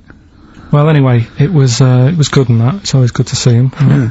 But, week off work. do you know, like, my mum likes gnomes and stuff? Yeah. Right, Of course she does. there's She's lived with one for 30 years. She said, you know, get your dad to take us to this park where they've got, like, you know, 6-foot gnomes and stuff, right? Have a walk about. Sounds like a nightmare. Yeah. Sounds like a living nightmare. Keep an eye on Carl. So anyway. He stood still for 2 minutes, someone bought him. No, you can't buy them and that. It's like a little exhibition thing, Yeah. right? And it's part of a hall, right? This big hall that you have to pay to get in, but we didn't want to see the hall, I just wanted to see the gnomes. Of course you did, yeah. So anyway, my dad says, yeah, well, we can get in there for free. Of course he did. Clever. Right? So we parked up on this little country lane, right? No one about. We How walking much down, is it to go in? Like £2? about £3 each. Yeah. But he said, well, yeah, but if you don't have to pay, do you know what I mean? You enjoy it even more, don't you, when you're walking about and you think, I've got this £3 in my pocket, no one's having it. Yeah. Right. No, looking over sort of for a bloke with a peak hat saying, can I see your ticket, please? I wouldn't enjoy it more, no. Go on. Yeah, but you don't worry about it, do you? You got a bit of money now then, Rick. You know, you're changed. So anyway, so we had to walk across about 4 fields. For £3! Right. And what happened was, we're walking through all these fields and what have you, big grass and muddy bits and all that, 'cause it'd been raining, and climbing over fences and stuff. And we're in this field, right, and I look to my right, and there's about 30 cows all staring at us, right? And Suzanne started to panic a bit. She said, we shouldn't be here. Dad says, of course we can, we're allowed to go wherever we want, you know, all this land, it's, you know, it's ramblers' rights and all that stuff. Yeah. And take a cow if you want. So, unattended. So Serves him right for leaving him in the field unattended. I'm having one. Yeah. so keep us fed for a week. across. Anyway, these cows start surrounding us. Surrounding us. Oh, brilliant. Oh no. Face off. And Suzanne's panicking, going, this isn't right, we're not gonna make it to the fence in time. They're moving faster than us, and they started sort of running a bit. Wow. And, It's like some kind of bovine West Side Story. don't, A gang of cows coming at you. don't worry about it and stuff. But, my dad had to sort of stand there and, like, wave a stick at him. Of course. And we got away, but Suzanne was, like, having a bit of a sweat You on, got away. saying, you know, we could have got killed. Sure. And my dad saying, no, it never happens. And I just wondered if it does, if there's a risk of... Yeah, it is rare, but there's been a couple of cases of being trampled by cows. They're not aggressive. They sort of run through you. Well, they're aggressive if they've got a calf. They did have kids. What? He had kids with him. Kids, yeah. That's goats you're thinking of. Yeah. Maybe they were trying to sneak into the gnome thing, and they were worried that, like, if too many people did it, like, they thought some cows, we can just sneak in They where were cows, trying, yeah. no one's expecting cows. And the cows were going, walk upright like a human. Don't walk upright. They thought you'd blow their cover. Yeah. Yeah, people have been killed by cows before. Yeah, that was like the highlight, and then, So when you arrived there, you were presumably covered in mud, looking like something that had just come from Glastonbury, staggering around this exhibition. It wasn't that bad, it was just like a woods, and it had like a funny sort of funeral, like a graveyard thing. Right. With bodies sort of hanging out the ground and that, and, we had What? these 6-foot gnomes. Right. And then we just set off again, walked back. But we didn't Sure have to this go wasn't to a the field. dream? No, it was good. But then I got back, right, Steve, and, called up Ricky, I said, right, you know, are you about? Have a chat and that. So he said, oh, I'll just come round, it's a nice day. Have a drink and what have you. So I got round there at about 6:30, right? Go up to his door, knock on his door, right? He stood there with his tackle out. Yeah, and what did you make of that? What was wrong with that? What do you mean, what's wrong with Why that? were you looking at it? Why were you looking at it? I tried not to look at it. But again, you're always sort of attracted to it, aren't you? Kind of like... I've never been attracted to another man's tackle. I don't know what you mean. You can't help but have a little sly look. Well, especially when it's there. When you ring the bell, and I mean the one on the door, right? And that's hanging out. And does he dress to the left or the right? It was to the left, wasn't it? Yeah, it was left, yeah. Just popped it out of my shorts. For him. Just popped him out of the shorts. Should have seen the state of him. Shorts on, no top, cigar. Looked like someone out of The Sopranos. It was a mess. And then, we sat on the balcony drinking wine, didn't we? Did you pop it back in, or was it? Yeah, I popped it straight back in. I've got the laugh. Sure. I've got the laugh I wanted. Yeah. He walked in, he went, it's not that hot. Straight away. It's not that hot. Oh, brilliant. And, was that knob news, or is there more? no, it's got more knob news. That's just a taster. Just a taster. Listen, Right. let's play some adverts. Let's play some great music, and maybe we should have some early knob news. Early knob news coming up. XFM. Once this big dog chased me.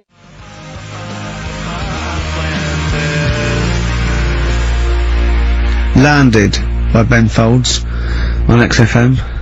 I'm Ricky Gervais, Steve Merchant, Karl Pilkington. We've had a couple of emails, Rick, saying that there have been reports of people actually being killed by cows. Yeah. So it is actually quite a lucky escape for Karl and his family.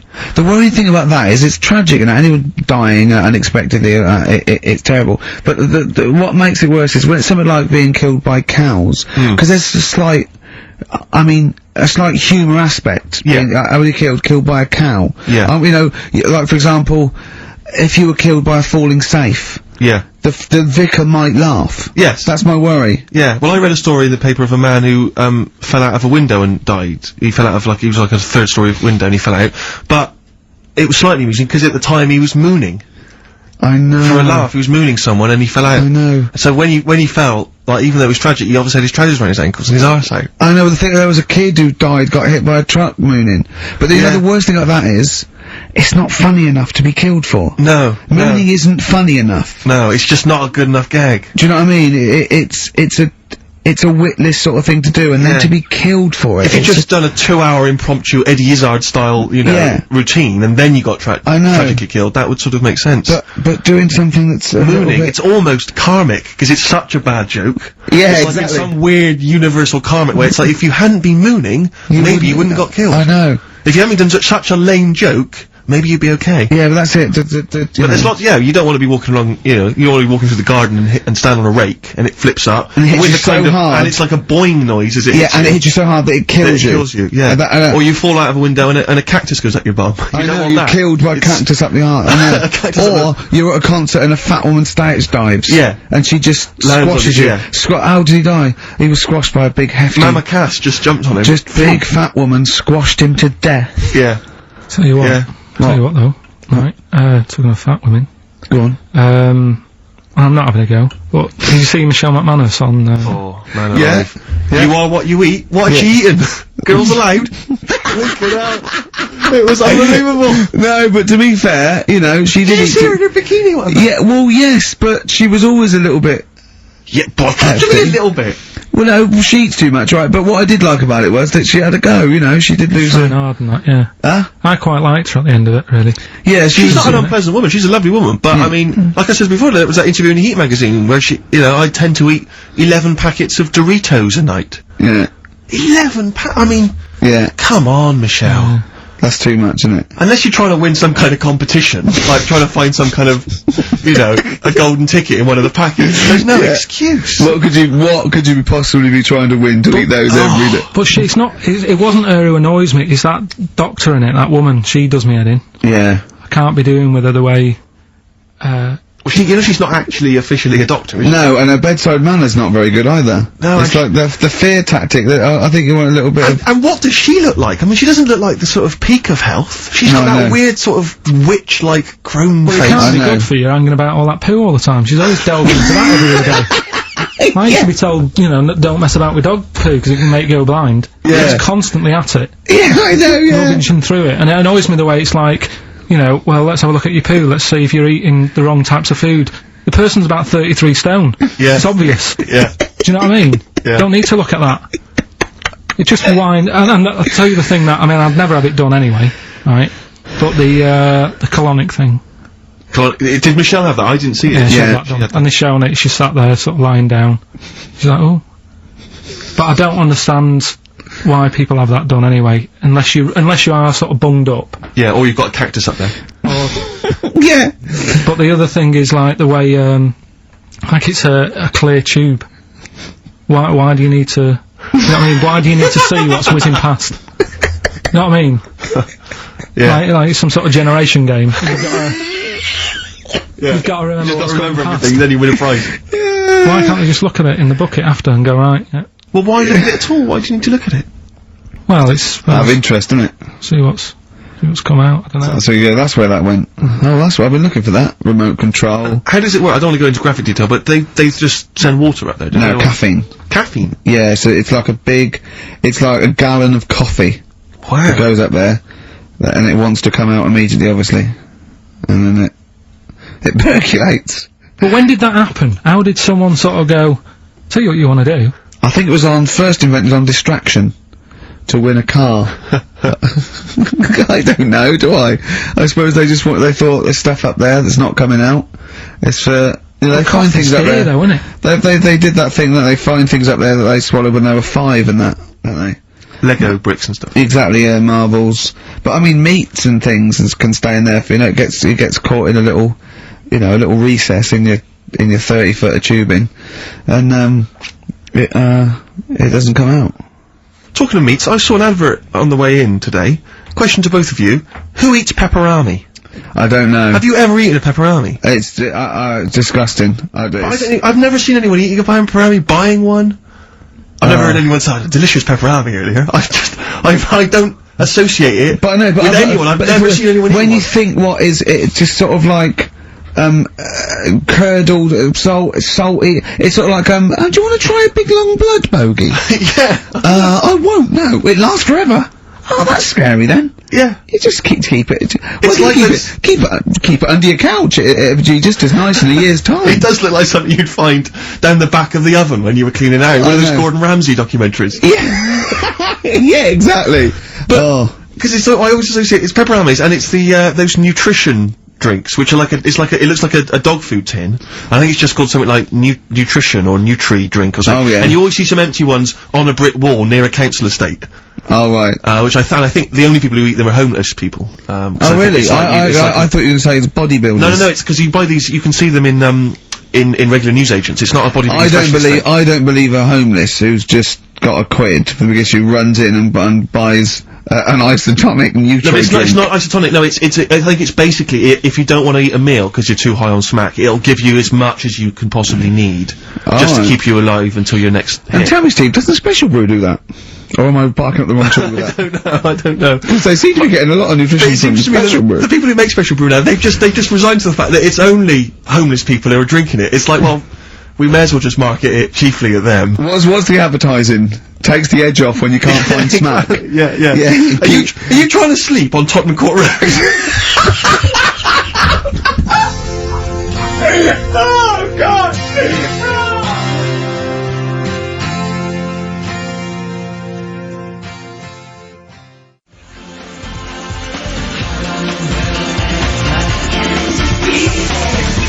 New Order, World, XFM 104.9 with Gervais, Steve Merchant, Karl Pilkington, and it's Knob News time. We're all very excited. Now, last week's Knob News was what, Karl? Do you remember it was a man who grew a knob on his arm? Sure. No, he didn't grow it there, did he? He put it there. Well, I know that, but, yeah. Just popped it on his arm. Yeah. Yeah. That's just a recap of the week's news. Right now it's the headlines. Well, we've talked about it before. Do you know the little mouse that had an ear on its back? Yeah, sure. Right. Well, you thought he had a bad time, right? Listen to this one. Mouse walking about with us, sort of wearing a monkey's testicle. They're just having a laugh. This is what I mean about a lot of scientists. What are they doing? When's that going to come in handy? I don't know what you mean. Well, they were seeing if, say if a fella loses one, right? Yeah. Hitler or whatever. And they go, well, don't worry about it, we can sort you out. I don't know what the monkey's gonna do. Not know if they keep passing them on or whatever. But the actual monkey testicle was put on the mouse. And it worked. It worked for the mouse. But isn't it, I mean, isn't a monkey's testicle quite large in relation to a mouse? Would it not look like the mouse was on a space hopper or something? Oh yeah, it didn't look good. Well, but they didn't put it where its testicles would be. No, they did. They put it, well, how could it walk then? The ear was on his back, so he could just get about. Well, I don't know, but Well, you don't know, do you? You just guessed. Did they grow the monkey's testicles where the mouse Well, it testicles looks stupid anywhere else, though, wouldn't it? Oh, whereas a mouse with monkey testicles, that's fine. Oh, you'd be showing off. You'd be alright. I prefer that than the ear. When that mouse gets put back in with the other mice, do the other mice go, George, you look different, have you had anything done? But the weird thing is, as well, apparently it still works as a monkey.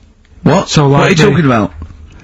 Like the sperm and that was, it was still sort of monkey Of course sperm. it was. What are you talking about? But that's weird. But what? Carl, what do you, it's only a thing to give it nutrients. That's all the thing they're testing. It's like grafting at that level. Right, what's the question? Because I'm right. What do you think? It would change eventually, it would have changed into a mouse testicle, because it had been hanging round a mouse for so long. No, I thought the actual sperm of it, though, would be a mouse's. Why? Because it's hanging off a mouse. No, but your sperm is actually created in the testicles. So that's why it has to be outside your body, otherwise we put them in a nice little cage. I'm guessing then that they've done this operation so that they can do it to humans. Yeah? Why would I want a monkey testicle if my kids are gonna be monkeys? What use is it? No, think. That's no. That's gonna happen anyway, Carl. Yeah, but think of what you're saying. They've grown a monkey testicle on a mouse to see if it would still function as a monkey's testicle, okay? So they can do that to humans. So think, Carl, what they'd do is, they'd grow a human testicle on a mouse, and it could still be used as a human testicle. So what? To give you a testicle that you've lost. From a mouse? No, from another person who it was kept alive on a mouse. Because it's kept the nutrients alive, as opposed to keeping it in a deep freeze. Maybe bollocks go off after a week. I don't know. Maybe they get accidents. He had a little a card. Do you donate your testicles? Yeah, I'll tell you what. No one needs testicles yet. Let's keep them on a mouse. You have yours ripped off in some sort of bizarre skiing accident. You go, well, you go into Battersea Dog Town.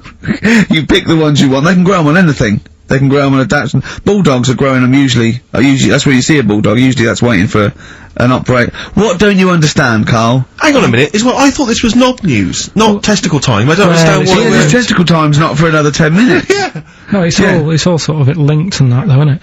Well, sometimes it's linked to a mouse.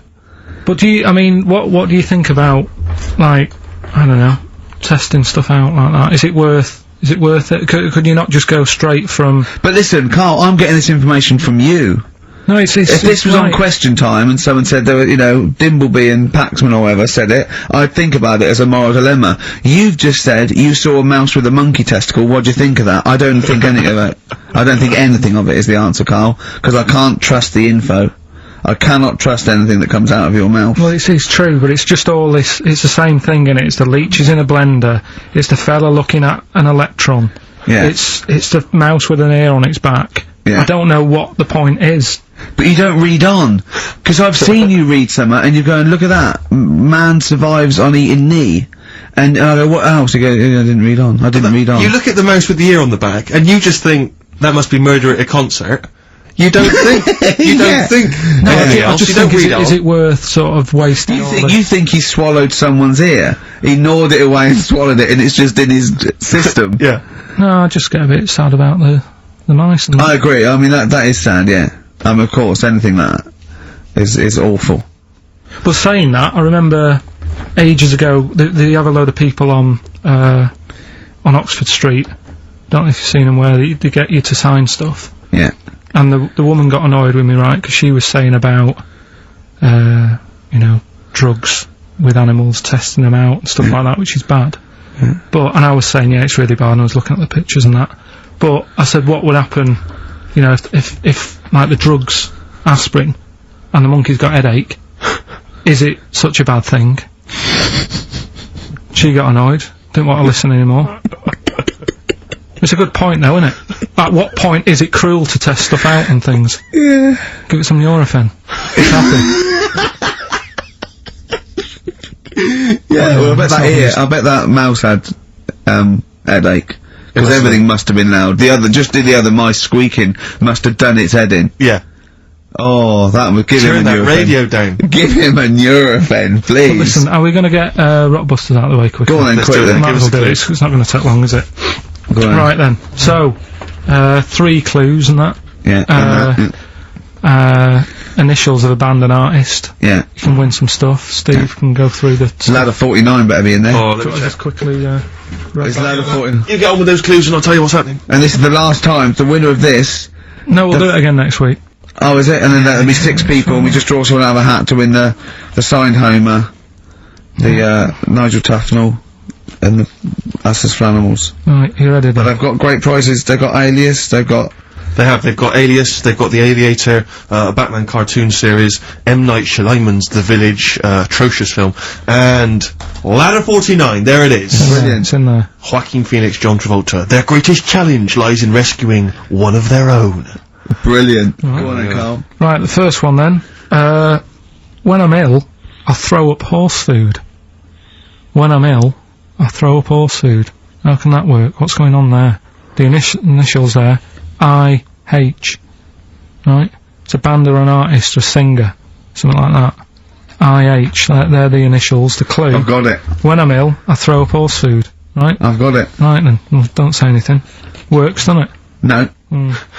Second one, that garden tool, it's not yours. What are you doing with it? Right? Yeah. That garden tool you're messing about with there, it's not yours. Yeah. Give it back. Right? What's that? ND. ND. Right? Artist or a band. What's going on there, right? Third one, that male sheep sounds fed up. Why is he fed up? Right? TR. TR's the initials. That male sheep sounds fed up. What's going on? If you know the answers to them 3, email in ricky.gervais@xfm.co.uk, or you can text in 83XFM. Right? Great prizes, you can win yourself a copy of Ladder 49. I've got another confession to make. I'm your fool.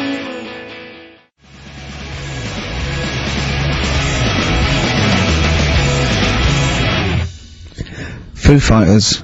Best of You on XFM 104.9. Alright, Carl, you calm down now about science. It just does me head in, a lot of this stuff. I think I would have been better off sort of growing up in the 1940s or something. Why? Where there isn't as much science going on, people just live, don't they, for the moment. So You know what I mean? well, but what if you'd had to go to war? What? What if Alright, you- maybe 1945, then I'd be happier. Just after the war. Just that bit after the war and before they started What messing age? about. What year would you want to be born? When was the war over? 45. Right. 46 then. But there'd be Born rationing. 46. There's rationing for another 10 years. 56 then. But there's a lot of science going on. Oh, forget it. It just annoys me, all the messing about. They're always messing about with stuff, and I sometimes think, is it doing any good? Is what I mean. Mouse with ears, mouse with monkey's testicles. They're messing about with a mammoth now. Go on. Well, they're just saying, well, they're managing to knock one together. Who And you asked? just think, some scientist somewhere. again, just messing about. Andy. No, but it's just, I mean, we've done it before about the do we need them thing. The amount of creatures and insects and that are knocking about. You got that caterpillar that I mentioned walking about, it doesn't know where it's going. Get rid of them. The mammoth. The world's busy enough, it's crowded, it's overcrowded now. How much room are they going to take up? Do you know what I mean? Why are they doing it, Carl? Do you know? All you know is that they're trying to muck around with Because the they can, because that's all it is, isn't it? Because they can. They're messing about, someone's Yeah. being paid to do stuff. What else are we here for? If not to try stuff out. What else are we here for? What do you mean? Well, what are we here for? Just to enjoy life, isn't it? Well, some scientists enjoy knocking a mammoth together. No, but don't worry about the mammoth. It died out. Maybe it died out for a reason. Why didn't Noah say that if it was important? Because Noah, what do you mean? Noah's not true, is it? Well, I don't know. There might have been some truth in it. What truth in it? That he put 2 of every animal that existed into an ark. How big was this then? Why didn't they eat each other? Yeah, I know, I'm not saying... Imagine the noise, Carl. Yeah. No, Trying to get a bit of kip there. There's points to that where I go, that didn't happen, because where could he have been where there was a hamster and an elephant and a, you know, a crocodile? Where was he? Do you know what I mean? But none of I'm it's saying- true. What bit do you believe? What do you mean? It got a bit wet. What are we talking about? The mammoth or the... No. What is up with you? No, it's just that we had a No, lot... seriously, have you got brain damage? No, it's just that we had a lot of topics going on there. I just don't know which... No, we were talking about Noah. And then you suddenly go, I know where did we, what, with the mammoth or Noah, what? What you did, none of it's true. What, think of it. Oh, God. Think of the first thing. Build an ark. Alright. Can I just clarify, what's an ark? It's a big boat thing. Right. I've never had any experience of Just carpentry. build a big boat thing. But I don't make... Just have a go, don't worry, you'll be alright, I'll make sure it's alright. But once I've built that, I mean, how big should I build it? What am I... Very big, it needs every animal, every let's animal, not be go fair. on, every I'm animal. in the boat building, fair enough. I told you to make it big. Right. Don't worry about the fish, they can swim. Okay, but so All what's the thing? birds. Get the flightless ones though, they're drowned. Get the flightless ones, not the penguins, they're flightless but they can swim. But all other animals... I should be writing this down.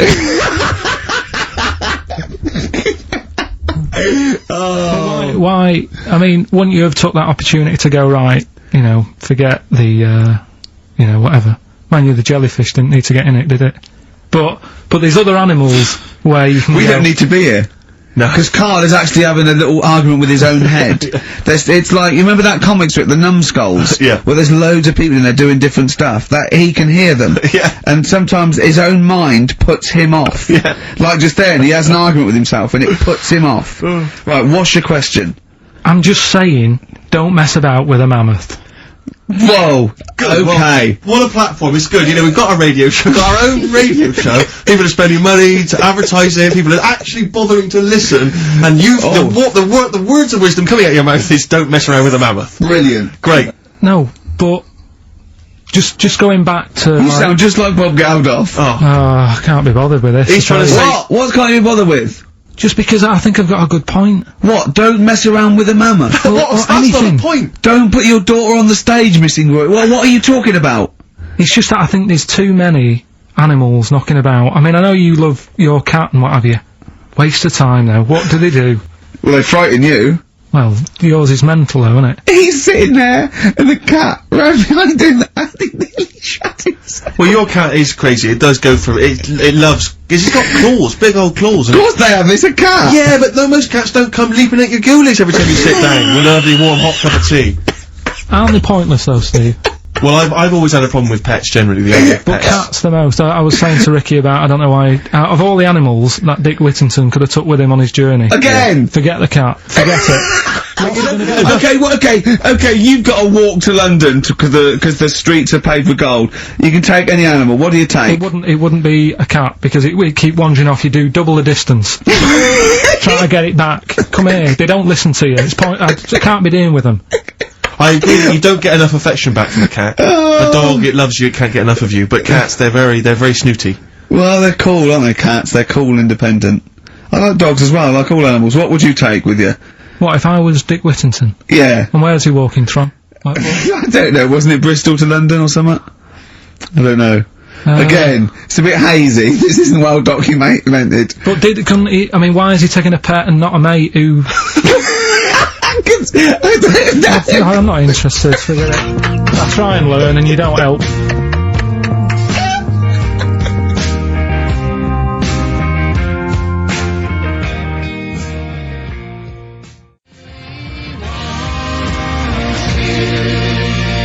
As a track from the new Amy Mann album, The Forgotten Arm, it's called She Really Wants You. XFM 104.9, Ricky Gervais, Steve Merchant, and Karl Pilkington. Brilliant. Talking about, technology, sometimes being a waste of time. Yeah. You know, when you came round the other night, before you came round, I'm sitting there, just at the computer, it's a hot day, wasn't it? As you know, I was in my shorts, I was tucked in, I didn't get them out till you came round, just my own business. Jane got some wax strips, and she went, oh, let me just do your back. I went, no. Right? I haven't got a hairy back. I've got a couple of wispy hairs on my shoulders, probably about 20 either side. Nothing to worry about. It's not like I look one of those people that's like a gorilla on the beach. I assume your back looks a little bit like Carl's head. Exactly, yeah. And so I just do this. I know she put it on my back and she ripped it off. I went, forget it. She went, I've got to do the other side now. I said, forget it. Right? And, oh god. I let her do the other side.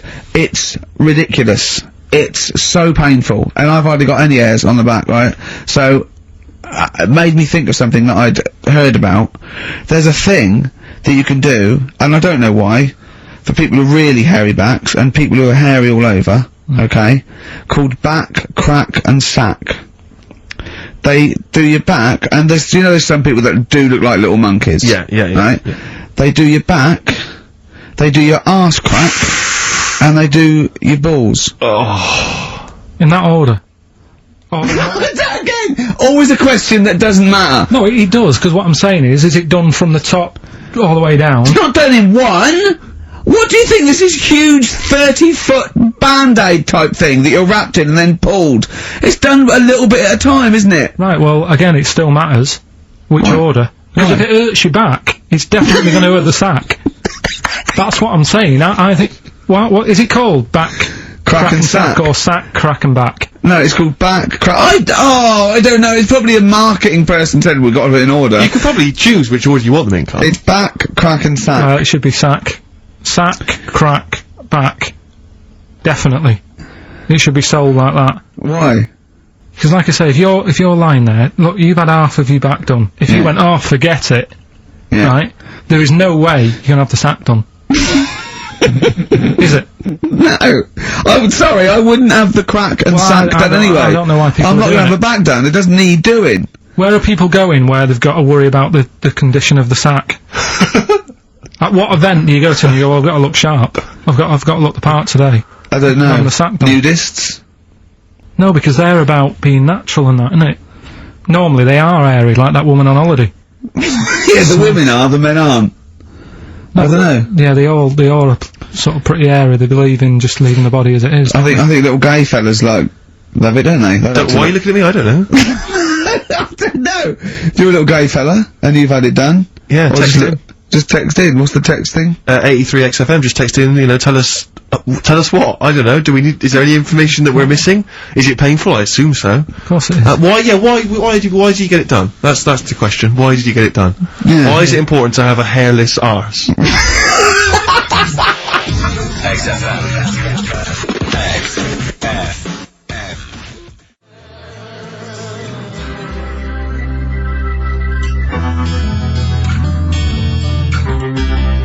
Turing Breaks on XFM. Ricky Gervais, Steve and Karl Pilkington. Karl, are we doing your story with a song? Is that what you want to do? Yeah. Well, excited about it. Like what was it the other week? We did Babushka. Did Babushka. Yeah. Pinball Wizard. You said if he's deaf, dumb and blind, he doesn't even know he's playing pinball, which is... I just said don't bother putting money in it. That's all I'm saying. Let him play pinball, but don't waste 20p or whatever. Good point. This week, right, do you know how I was saying... It is a good point, actually. It is a good point. Again, though, it wasn't a documentary. It was just, it's not, didn't really happen. Yeah, well, do you know how I was saying sometimes I listen to song, I like a song to be obvious what it's saying. Pinball Wizard was a good story. You need a song to be obvious. In the ghetto, you know, it's a kid growing up and all that, rough area, gets killed for nicking cars and messing with guns and that. Living in the city, growing up in New York, rough area, how you cope with it and that, right? But they've got to be as simple as that. Otherwise, I'm not that I've got a brand new combine harvester. It's about like the machine. It's brand new. Yeah. It's brand new. But even though it's new, he's willing to lend it out to other people. No, but what I mean is, if you start trying to be clever, the story's lost on you, innit? Yeah. Not necessarily me or Rick, but yeah, sure. Go on, we know what you mean. Go on. On primates, yeah. Well, this song here, right, it's not an XFM song, and you'll probably hate the song, to be honest. Go on, what is it? What's the song? Yeah. It's Wonderful Tonight. Alright? Eric Clapton. Okay, it's alright. It's a sort of bluesy sort of ballad from the late 70s. Yeah, it's alright. But I'm always arguing with Suzanne, because every time I hear it, I'm getting different pictures in my head. Yeah. Of, like, what's going on, right? Okay. And I'm convinced it's about, like, this little crippled fella in a wheelchair, right? and is knocking about with his wife. And We don't say cripple anymore, do we, Steve? Do we say cripple? I don't think we've said that since, 70s? I think it's the 70s when we stopped. Alright, just a little fella in a wheelchair then. Okay. And the story is all sort of, you know, how he's being pushed about by his... Again, that's not literally. By his wife, she's wheeling him about, what do you mean? He's wheeling him about, they go to a party, everyone sort of looks round and looks at him. What makes you think that he's in a wheelchair? What's the clues? What's the words? There's loads of little things. There's like, well, like I say, something about his wife walking around with me and all that. Well, 'cause she's pushing him about. But whoa, walking around. If someone said, "Oh, she was walking around with me," I'd think they were both walking round. There's a few. But that's not. There must be another. There must be a reason why you suddenly thought that fella's in a wheelchair. Right. My wife's walking around with Put me. on your makeup, and I feel alright. No, and she's always saying, "Do you feel all right?" And that she's always asking him how he is. Yeah, but she's just listen. Let me play, right? And try and picture the scene, right? But now I'm only thinking of a little fella in a wheelchair. Well, have a listen to it, and you know, just everything that's being said. Okay. Understand why I'm thinking what I'm thinking. No, never. Yeah, there's no clue. But the thing is, that's what I'm picturing. But that doesn't mean it happened. You picture people that are half man, half moth. It doesn't mean it's possible. Do you know what I mean, Carl? What you think is usually not true. Suzanne is totally right. There is no reason. I have never ever thought that Eric Clapton was singing about a little fella in a wheelchair. And the one clue in that, there's two, isn't there? Are you alright? Well, let me say that, little cripple. Right, and, I'll give her the car keys. Oh, why is she driving? He ain't got any legs. Pushing him around and that. No, pushing him around. Well, so we'll do one more next week then. Okay.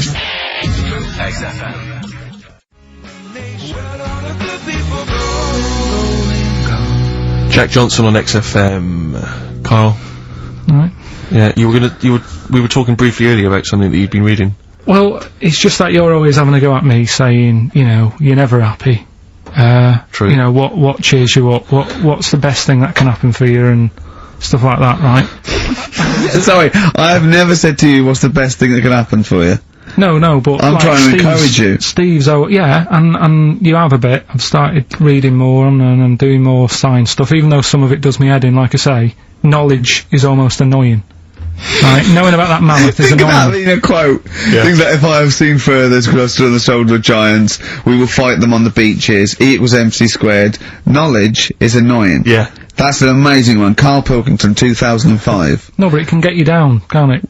Go on. Knowing stuff that's going on. Yeah, knowing stuff. But sometimes I don't want to have stuff in my head. When I read a horrible story or someone tells me, I wish I didn't know it. Yeah. Yeah, that's all I'm saying. But at the same time, there was something in the paper about things to do before you die, and it was just stuff that I sort of looked at. I thought, don't want to do that. Cross that off. Not bothering with that. At number one, you always know what's at number one. It's the same thing every time. Swim with dolphins. Yeah. Don't know why. Do you want to do that? What's going on down there that it's so good? What do we not know about? I mean, yeah, it'd be fun. I'd love to, sort of encounter most animals, to be honest. I mean, there's be a few animals on the top of the list. I'd rather hang out with a bunch of chimps. I wonder if it's, you're down there with dolphins, and you're swimming with them, and they click away, they click. And they tell you a secret. You go into they lead you into a cave, right? But down there, it's like being at, like, Rolling Stones' house in the 1970s. It's They're like smoking. There's drink, there's women, Yeah, they there's go, "Don't tell 'em." bars. There's like, They're eating tuna, they're loving tuna. they're loving it, but they can speak. They go, "Oh, this clicking stuff, it's nonsense." We're Yeah. at a wild time then. They go berserk, go crazy. It's 24 hours of non-stop debauchery. I think it's spiritual, but isn't it? never That- mention it to anyone else. It's incredible, because you know they're so intelligent, and, you know... Do you know about dolphins, though, that how intelligent they are? Well, people keep saying that, but what have they done? Do you know what I mean? Why? What has someone done that they've gone? This book. I've read a book by a dolphin or whatever. What have they done that makes them so bright? It's the same way they go, you know, they look after you, they save you and that. There's got to be one bad un in that bunch. Of course they're... Sorry, I wasn't suggesting they're all flipper. I'm not just they're constantly going round the oceans trying to save people. I mean, they're intelligent. you know. In what that could- way? What do you mean in what way? Well, what do What you mean, why do, because why they do pass people keep tests, saying they're bright? because of the things they can achieve and learn Like and, what? and, well, they can tell shapes, objects, colours. Sorry, Carl, I mean, they're no match for you. They're not as clever as you. They're way down this, that. But it's all relative, isn't it? For a non-human, they're doing okay. They're up there with chimps, you know. So what do you want to do before you die? Anything? Any achievements you want to have? Well, if I'm ill, I'd prefer to go to the doctors than to go with the dolphins. Yeah. Why are you suddenly ill? It's not, they don't, when they say things to do before you die, they don't literally mean the sort of, the day before. They mean you croak it. that you want to experience life. You can do it over the next 20 Is years. that what you thought you meant? Like, literally Is the that 24 what you hours meant? before Like you a die? priest there going, give me the lift. What is it, Grandad? Dolphins. You know, no fit state, Grandad. Get me in the water. Get me down to Brighton. What do you think that list means? Well, yeah, that, you know, before you die. You're incredible, Carl. Amazing.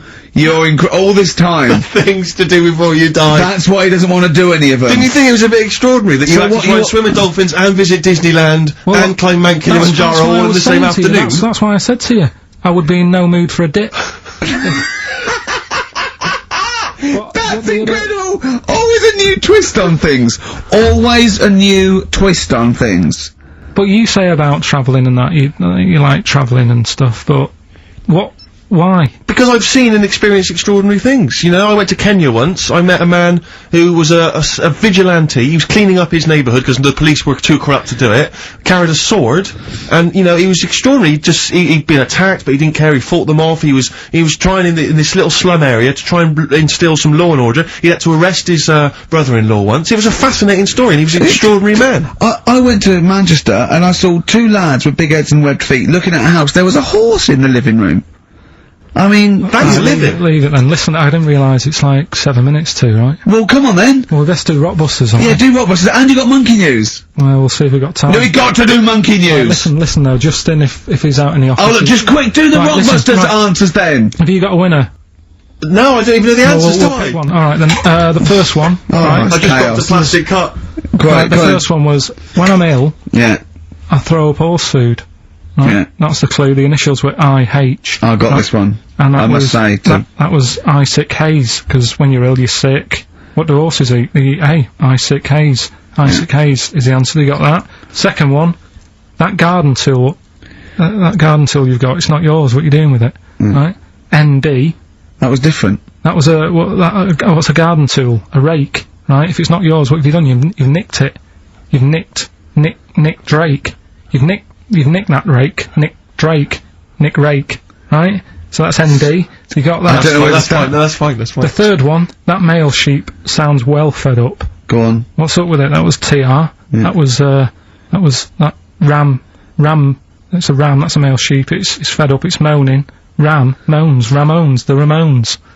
So they got that as well. Let's give it to Jenny McKean from Isle of Wight, because she's got all three of those answers, and, Right, straight on to Monkey News. They better be no, better let's than play a that. record. We've got to play a record and We've got to do Monkey Monkey News. It's only 5 minutes to go. News. We've got time for a record and then some Monkey Yeah. News, surely. Oh. Bit of XTC.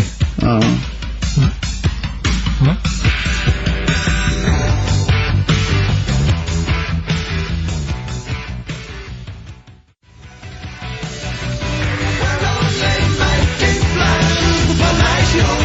Making plans for Nigel XTC. Okay, let's play the jingle. Oh, chimpanzee that Monkey News. Right. This happened in Pittsburgh. Right. There was a rock band, and they've got this studio in Pittsburgh and what have you, and they're laying down tracks and stuff like that. And in the studio that they use, right, there's this monkey works there. Right, I love the way he throws that in. Like he throws that in, this monkey works there. no, it's just got a little gig there. He sort of it carries the equipment in, guitars. Stuff like that. He doesn't. He does. No, he doesn't. He just sort of cleans up after the band. No, he doesn't. Emptying the ashtrays. Doesn't that sort of happen. stuff. It Doesn't does. happen. That's the gig it's got. Anyway, right. Gets women out of the crowd that they want to, go visit with. With one arm. Drag them back. So anyway, right. So the band's in the studio. Right. and one of the band members brings some A&R fella to the studio to have a listen to the latest track. Right? Yeah. So they hit play, and they're all there going, yeah, brilliant, this is good. Oh no. Anyway, so the fella says, yeah, I like the track, I especially like the bass on it. Right? Right, this is bullshit. So This is rubbish. So And they hadn't laid down a bass track? so this is, have you heard it? So Carl, the weird please thing don't is, do right, this to so me. the A&R fella goes, and Yeah. it's like, the band members are stood about, and they're going, that's good that you liked it. And I'm saying, yeah, but what's he on about with the bass? So they played it No, back. this is rubbish. This is absolute rubbish. Let's Where'd just you get hear this it, from? please, 'cause we never get to Where'd the end. you Let's get- hear it. This is absolute nonsense. So they played it back. Yeah, right? and it's the chimp playing bass. Definitely not. So they were like, that's weird, we haven't got a bassist. Anyway, so they go, well, whatever, right? So We they haven't leave. got a bassist. So, They so, go, whatever, let's go home. oh, forget it. XFM.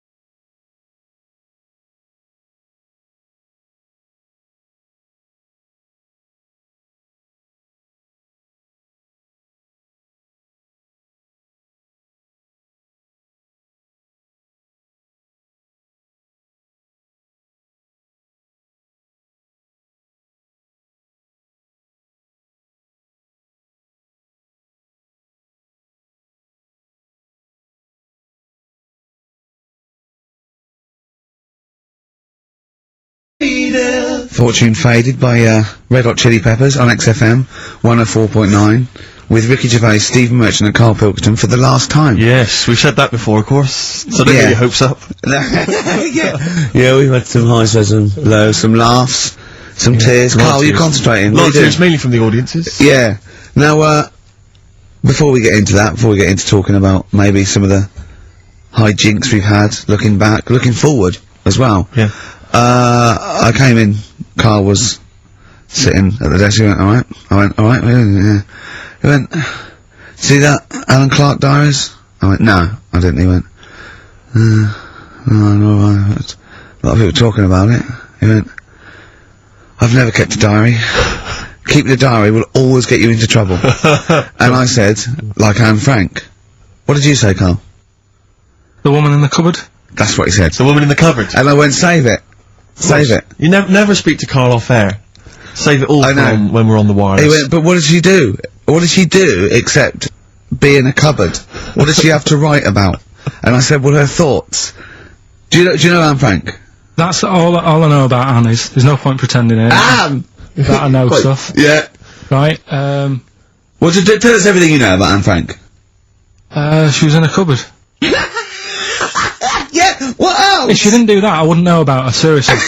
That's all I know about her. Yeah. So what did she do? But what do you how do you think we know about we know about her cupboard because of her book, don't we? But hang on, what in the bigger scheme of things, why was she in a cupboard? I don't know. Right. I honestly don't know. You don't know anything else about Anne Frank beyond the fact that, to quote you, she was in a cupboard. Well, what's she done then? You tell me, why should I know more about her? Firstly, I don't think she was in a cupboard. She wasn't in a cupboard. She was in an attic. Alright. Yeah. So what was she doing? She was hiding from the Nazis. She was hiding from the Nazis. But isn't that the first place they'd look? Sort of work from the top down. Oh, they weren't specifically looking for Anne Frank. They weren't going, where is she? Where's Franker? If she gets that book out, we are in the deep shit. We've got to stop the book. They were just looking generally. She was, I think she was 13, 14, she was hiding, she was Jewish and she was hiding, lived in Amsterdam, didn't she? Yeah, as much of her family were having to hide, being helped by, you know, friends, non-Jewish. In a cupboard. Cupboards, you know. And how long did she sort of hide up there for? Until she was caught. Long enough to write a book. So she even got caught after all that? What do you mean, so she even got caught? We're talking about one of the great, you know, humanist tragedies of our times, and you're going, she couldn't even stay hidden. What do you mean, did she get caught? No, I'm just saying, like, you know, it's not a great tip then, is it? Do you know what I mean? She didn't do it well. She didn't hide until they escaped it. She Her diaries are not a manual on how to hide from people. It's not how to win at I don't know anything about her, and we might be going down some ground that's a bit dodgy. I don't know enough about it. Maybe it's best just leaving it. All I was saying is diaries. You know, what do you do them for? Have you kept one, Steve? Never kept a diary, no. Right. I can understand your fear that it might get discovered, someone might read it, find out all about your inner secrets. Of course, the good thing about you is you tell everyone what you think about them. Yeah. Yeah, but... no one's gonna find a diary and go, oh god. I can't believe it, Karl doesn't like my haircut. Yeah. Karl thinks I look like Dave Hill from Slade. Yeah, I told you that, didn't I? Yeah, I told you that. Do you think they'll last, though, diaries and that? No, because they were a bit of a time killer, weren't they? It was something to do at the end of the day, whereas now there's iPods and that. Do you know what I mean? It's fantastic! The iPod of Anne Frank. Yeah, but new from Sony, that'd be great, wouldn't it? All her greatest hits. Who could forget? Oh, well, dear. leave that then. I didn't know it was that deep, I thought it was just like a, you know... You thought it was like, didn't you? Adrian Mole type thing. Yeah, what are we doing?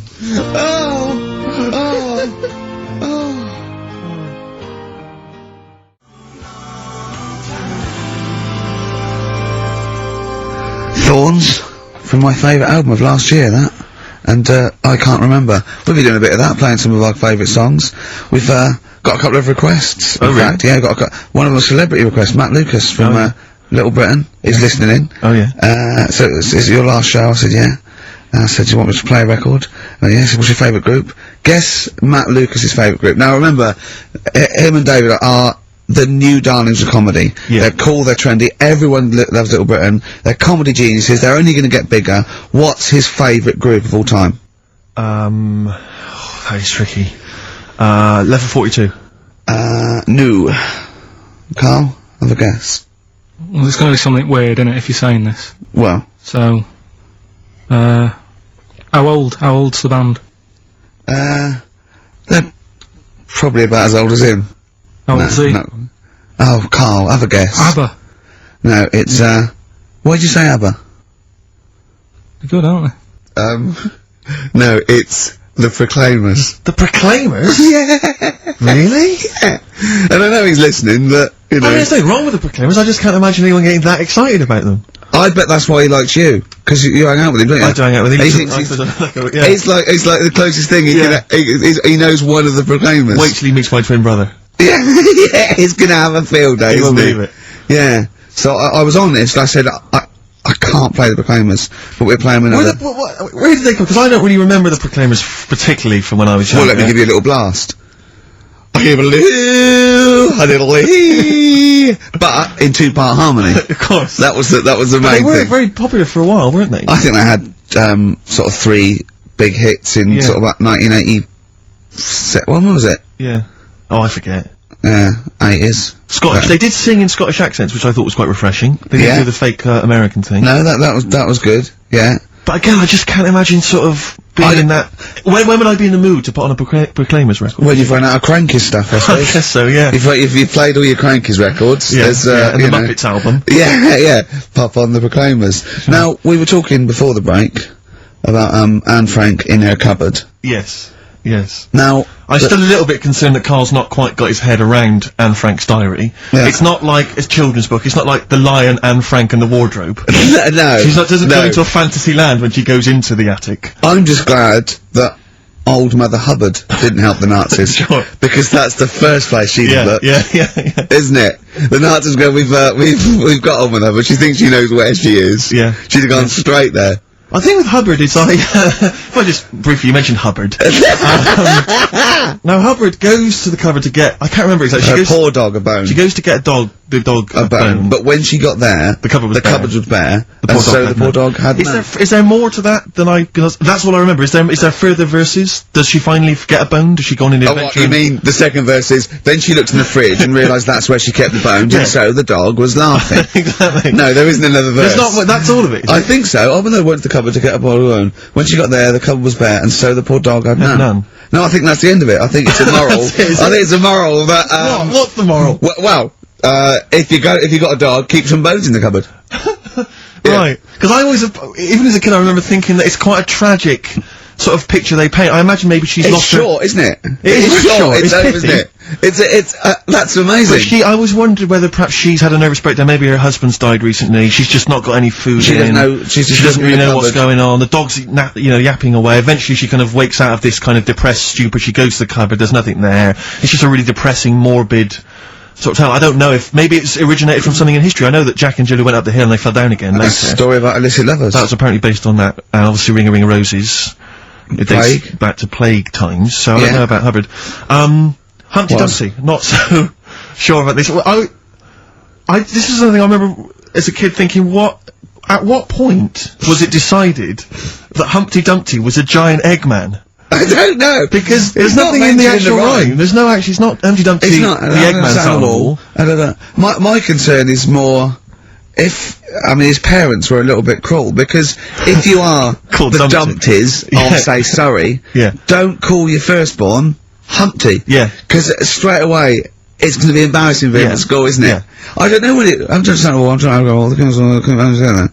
Is that it as well? That's all of it. Oh, and also, I don't mean to be pedantic, because I know it's a children's Is it like nursery an Edward Lear thing, or that's before that, is it? But I don't mean to be pedantic again, but if you've got a giant Eggman and he's fallen into bits, all the King's men, fine, they're there, they can piece that together again. Don't send horses in. No, because that's just a whole eggy, horsey mess. Enough. They're gonna make it worse. They're just gonna be standing on it. They are gonna make it worse. It's not but great. Just standing on it, get the horse out of the way. No, he's definitely not. But again, maybe I'm sure some of the, the mental people...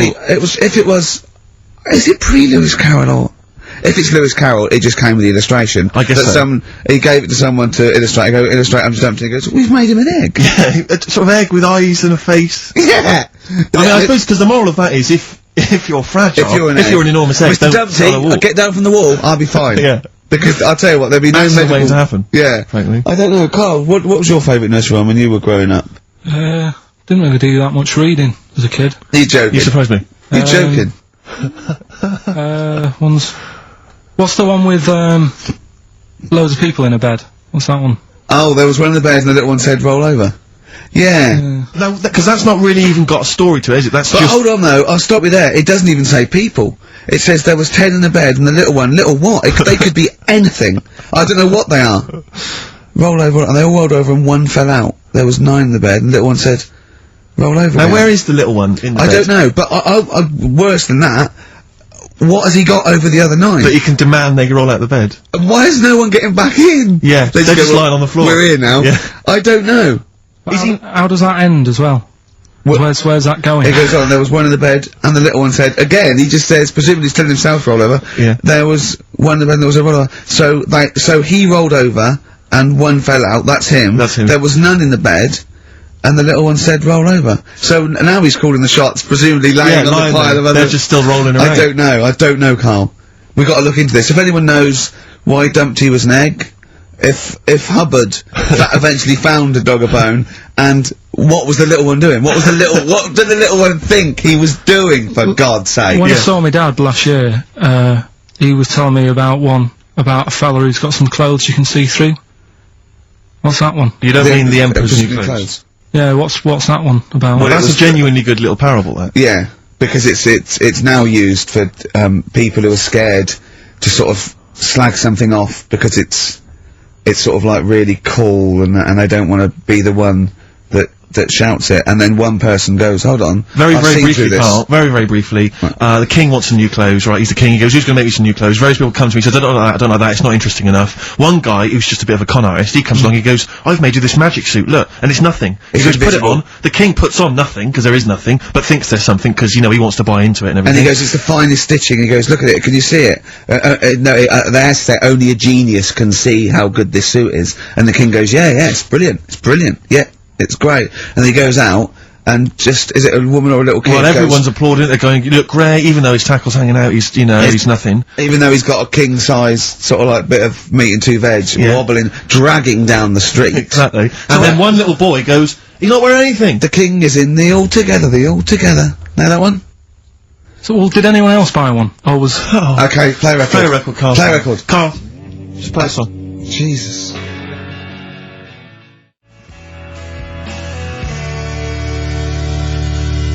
Travis, writing to reach you on XFM 104.9, alright? Couple of emails here, try and respond to our requests for nursery rhyme related information. Oh, go on. Nikki Williams says that she was at infant school and she had a nursery rhyme book, and in the book, and this may just be the illustrations, but apparently the 10 in the bed in there were small baby monkeys, which you'll be loving, Carl. But again, I suspect that might just be the illustration. I remember I had a book of nursery rhymes when I was little, and my brother, who was older than me, I was about 5, so he was about 16, and I remember him and his mate just absolutely cracking up, because it said, up Jack got and home did trot as fast as he could caper. He went to bed and bandaged his knob, N-O-B, with vinegar and brown paper. I've since found out that knob is like the old English for head, but I didn't know why they were laughing. Of course. They were just cracking up. This was, whenever one of my mate's brothers came around, he said, where's your nursery rhyme book? And he'd read it to him. Yeah. And it was just the funniest thing in the world. The brown paper and vinegar was a popular method, because didn't Jack and Jill use that? They used something similar. No, that was Jack and Jill. That was Jack and Jill. Yeah, that's Jack when he broke his crown, which obviously, that means his head as well, doesn't it? Yeah. So he's fractured his skull on a sort of like an outcrop of rock. Yeah. And then, is that still used, the brown paper and vinegar? I don't think it is. I don't know, maybe in Manchester they're still using that, I'm not sure. Yeah. Tracy and John Burton say that they, reckon Humpty Dumpty was actually a cannon that used to sit on the walls of the castle, in Colchester, where they lived. That makes sense. Yeah. That would make a lot more sense. On a wall, a great fall, King's London couldn't put them together again. So, he had they broke the cannon, or it meant it exploded. Maybe the cannon fell apart. Because people used to get blown up by cannons just doing it wrong, didn't they? Sure. Which is hoist by your own petard. Right. Where that comes from. Right, Coming back and blowing up in your face. So that makes slightly more sense, because you would want to send for the King's Men then. Yeah, and the horses. I think the horses just came along anyway. Well, They were just that was quicker. Sure. The quick King's Men, it took them about 3 minutes, with the horses there in about a minute. So, but I mean, if it blew up, there's nothing they could do. Yeah. So we got to the bottom of that. See, the educational, Carl. See, this is real education. You know what I mean? It's got a bit heavy though, doesn't it? What, Humpty Dumpty? Yeah, it has got a little bit heavy. Let's dumb it down a little bit. What do you want to do? Mary quite contrary? We're doing Rockbusters in a bit. Hang on a minute. What? Before you even get to Rockbusters, oh, man alive, there are loads more verses to Old Mother Hubbard. Are there? I'm gonna digest these while we play the ads, and I'll see if there's any salient information I can give you afterwards. Brilliant. Long time coming. Delays. Long time coming on XFM 104.9. With Ricky Gervais, Stephen Merchant and Karl Pilkington for the last time. XFM 104.9. Sad. We've established that Hubbard went to the cupboard, Rick. Yeah. Get the dog a bone, the cupboard was empty. Yeah. As we all know. And So the dog had didn't have none. any. End of story. So the dog didn't have any. Well, no, Hold on, wait. go on, what? It turns out what? there's what appears to be something like 15 other verses. Not really. Unbelievable. I'm not going to go through all of them, Rick. Right, any Basically, information? I can tell you straight away that the dog initially had none. Yeah. She went to the baker's to buy him some bread. When she came back, the poor dog was dead. Right, you're pretty upset about that. Yeah. She went to the joiner's to buy him a coffin. When she came back, the poor dog was laughing. I don't know what he's up to. Right. She took a clean dish to get him some tripe, but when she came back, he was smoking a pipe. I mean... Hang on, so the dog was winding her up then at the beginning, being dead. I mean, he's pushing his luck. But- Especially if she's already depressed. But, do you know, if I was that dog, right, and I live with old Mother Hubbard, right, all that faffing around, I'd be going, I know there's no bones in the cupboard. Exactly. Right? What do you mean you're going to get me some bread? I'm a dog. Yeah. I'm not interested in bread.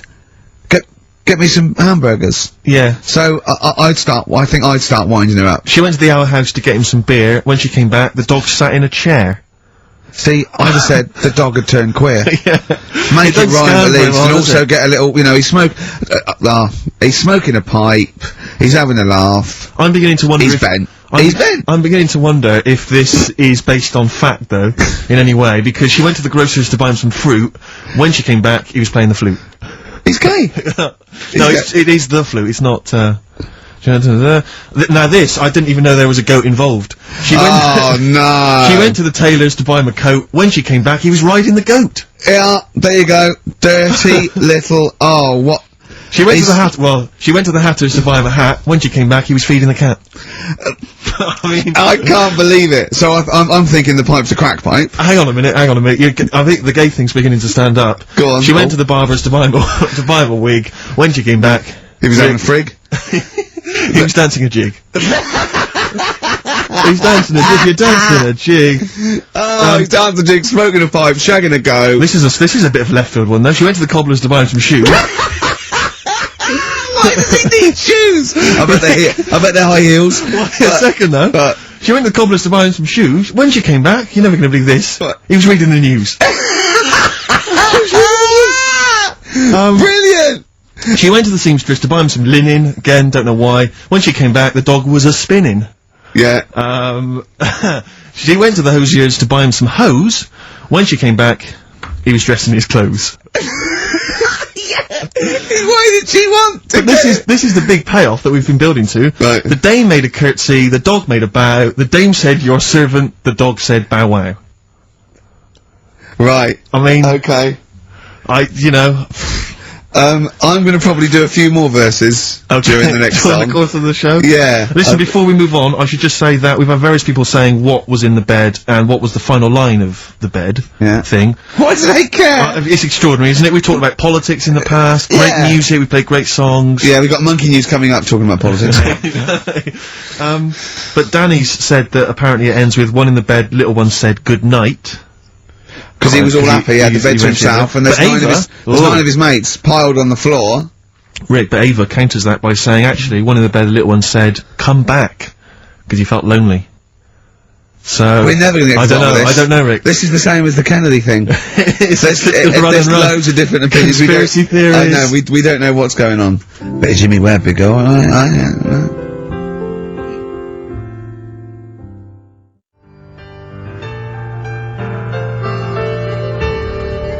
Jimmy Webb, Galveston. Fantastic version on XFM. 104.9. You know what, Steve? I know, you know, people are gonna miss the talk about little Chinese fellas, little gay fellas, little monkey fellas, and all that. Yeah. But I think they're gonna miss some great tunes as well. I'd hope so. She went to the jeweller's to buy him a clock. But when she got back... What was he sucking?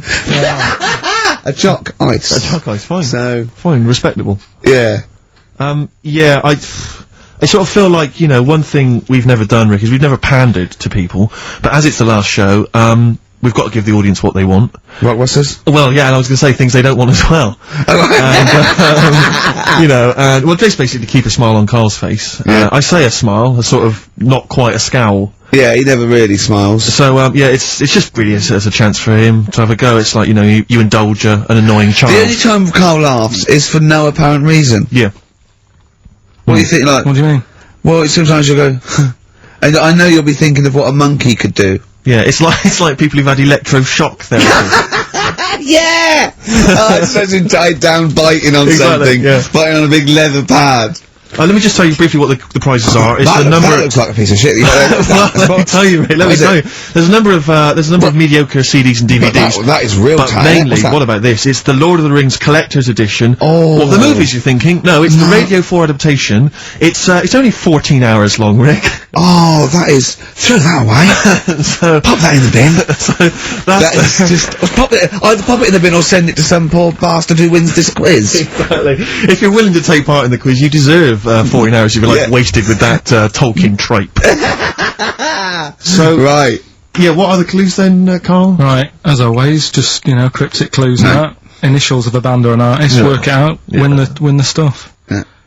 Email only. Yeah, ricky.gervais at xfm.co.uk. First clue is as follows. The Jamaican fella wrote a review for... It's the good old Jamaican fella. The Jamaican fella. It's the last show and the little Jamaican fella's made an appearance. This normally suggests that you need to think of the answer in a Jamaican accent. Yeah. Or not. Yeah, or not. Yeah, So any hang on, accent. hang on. Or an accent. Or pronounce the word slightly differently. Yeah, okay. Yeah, go on. The Jamaican fella wrote a review for Phoenix Nights. Alright? Yeah. DC is on the initials. DC? D for Derek? Yeah, Okay. DC. The Jamaican fella wrote a review for Phoenix Nights. That's the first one. Second one. Three of them. Second one is, we should all vote for Paul Daniels, David Blaine, Copperfield, The Great Soprendo, Tommy Cooper, and Darren Brown. We should all vote for them. Why is that? What was... I've just got the first one. ES. ES. Right? ES. Okay. And the last one, Steve, what did your dad do? Huh? Steve, what did my dad do? What did your dad do? Is that the question, or are you asking me? Well, Ricky, what did your dad do? It can work on anyone. What Right. did your dad do? Alright. Right? That's E. Right? What did your dad do? Quickly again, the Jamaican fella wrote a review for Phoenix Nights. Right? DC. Second one, we should all vote for Paul Daniels, David Blaine, Copperfield, Great Soprano. No, but that's important. Right? ES, and the last one, you know, Steve, what did your dad do? Right? Okay. The initial E. Ricky.gervais at xfm.co.uk. We don't want to speak to you, please don't phone up. Remember, you could win some Lord of the Rings tripe. Right. There's no more on XFM. Last Rockbusters ever, thank Christ.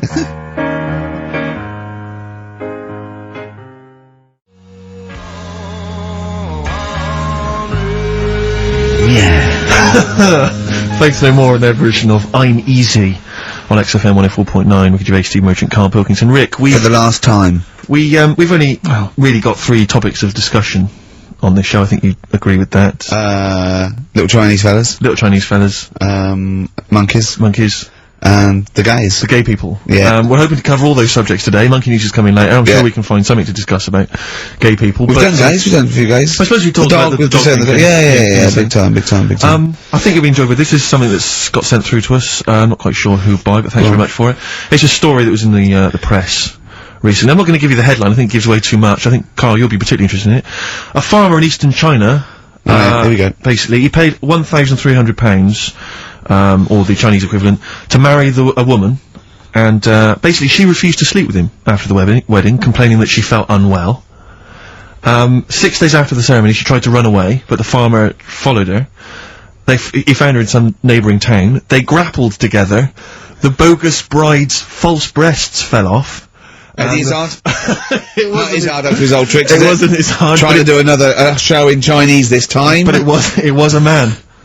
Oh, And, no.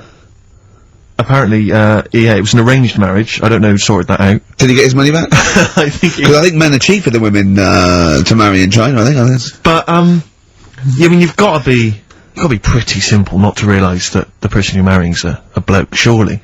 Well, no, if he didn't have a little look, what was, you know, in the back of the store, he just saw the shop window, sort of lovely little Chinese lady there. Yeah. Right? You know. The lovely hair, real breasts. There's lumps where the breasts should be. Yeah. I can only assume they are breasts. Yeah.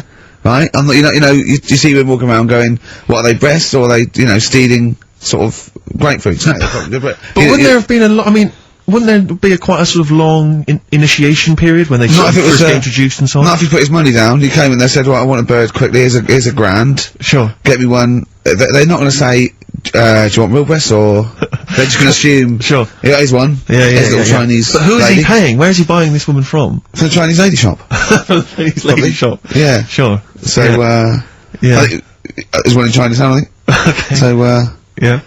not really a town. Not exactly a town, more a novelty street.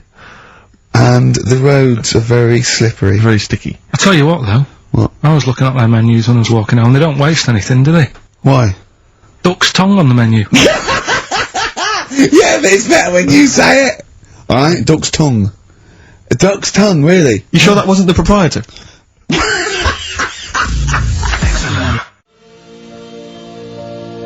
Coldplay, warning sign on XFM, 104.9. Carl, look at that. What is it? What is it? It's an apple. Right, okay. What am I doing to it? You're messing with it. Yeah, and what's happening to it? It's gone up a bit. Yeah! Would you kiss it for 100 quid? No. 100 quid. Would you just kiss No, it? I wouldn't. Why? 100 quid? What are we doing this for? I think I read this same feature on Wogan, I'm not sure. Seriously, Carl, I'm intrigued to know, how much would you have to be just paid kiss to it. kiss Ricky's nipple? Not suck it or lick it or anything like that. Just, like that, just on the nipple. £5 grand. £5 to kiss my nipple? Well, if you do it for 5, you do it for 1. £1,000 cash to kiss my nipple. No, I'm not doing it. You're joking? £1,000 to kiss my nipple? Come on, it's the last show. No, I'm not doing it. 2,000. If you had the money there, and, like, if you had it there now, I might do it. For what? I'm not doing it. 500 quid. No. Stop taking it down.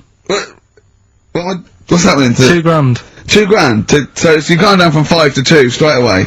Look. Steve, what's going on? I seriously think I'd like to see you kiss his nipple Well, for it's not going to £2,000. happen, is it? So, If Steve wants it and I want it, that's not 2 gonna to happen. 1. It's not going to happen. I thought it was a democracy, this show. You're not educating Ricky or what? Email in if you'd like to see, or rather hear, Carl bother. kiss Ricky's nipple for Don't bother, because £2,000. it's not going to happen. Come on, Carl. Right. It's not like he's Jono's nipple. No. It's next.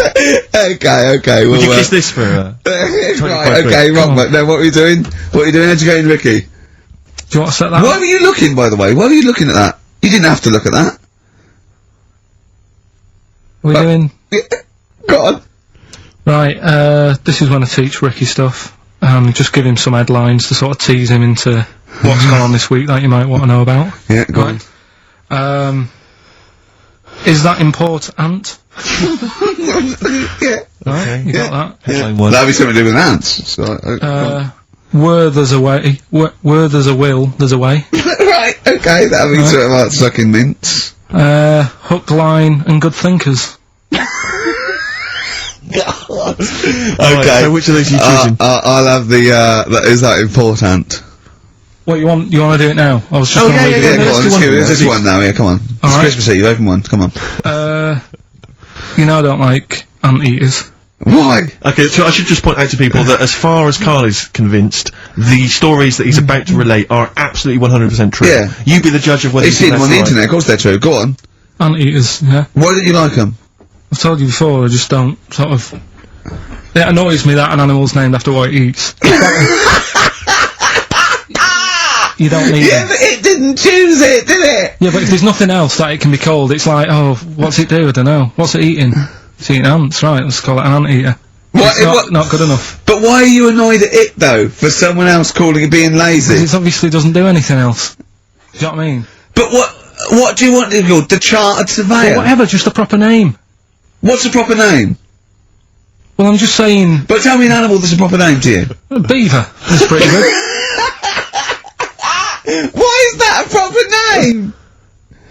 It doesn't matter anyway, I don't understand what they're about. You and Anteaters have got issues. Right, okay. Sometimes I genuinely don't understand what his thought processes are. Go on, right, okay, you don't like anteaters because they just eat ants and that's what they're named after, go on. Right. Do you know that an anteater can, stick its tongue in and out 160 times in a minute? No, didn't know that. Right. Okay. Okay. Oh, it's rubbish. Thanks. No, but do you think that's good? I don't know What do you mean? Shall I call Norris McWhirter? What do you mean, do I think that's good? What, compared to what? You see, I read it and thought, so what? So it's interesting. Well, we think so what as well. So you still put it down as something interesting to tell me? No, but it's the fact that is meant to be amazing.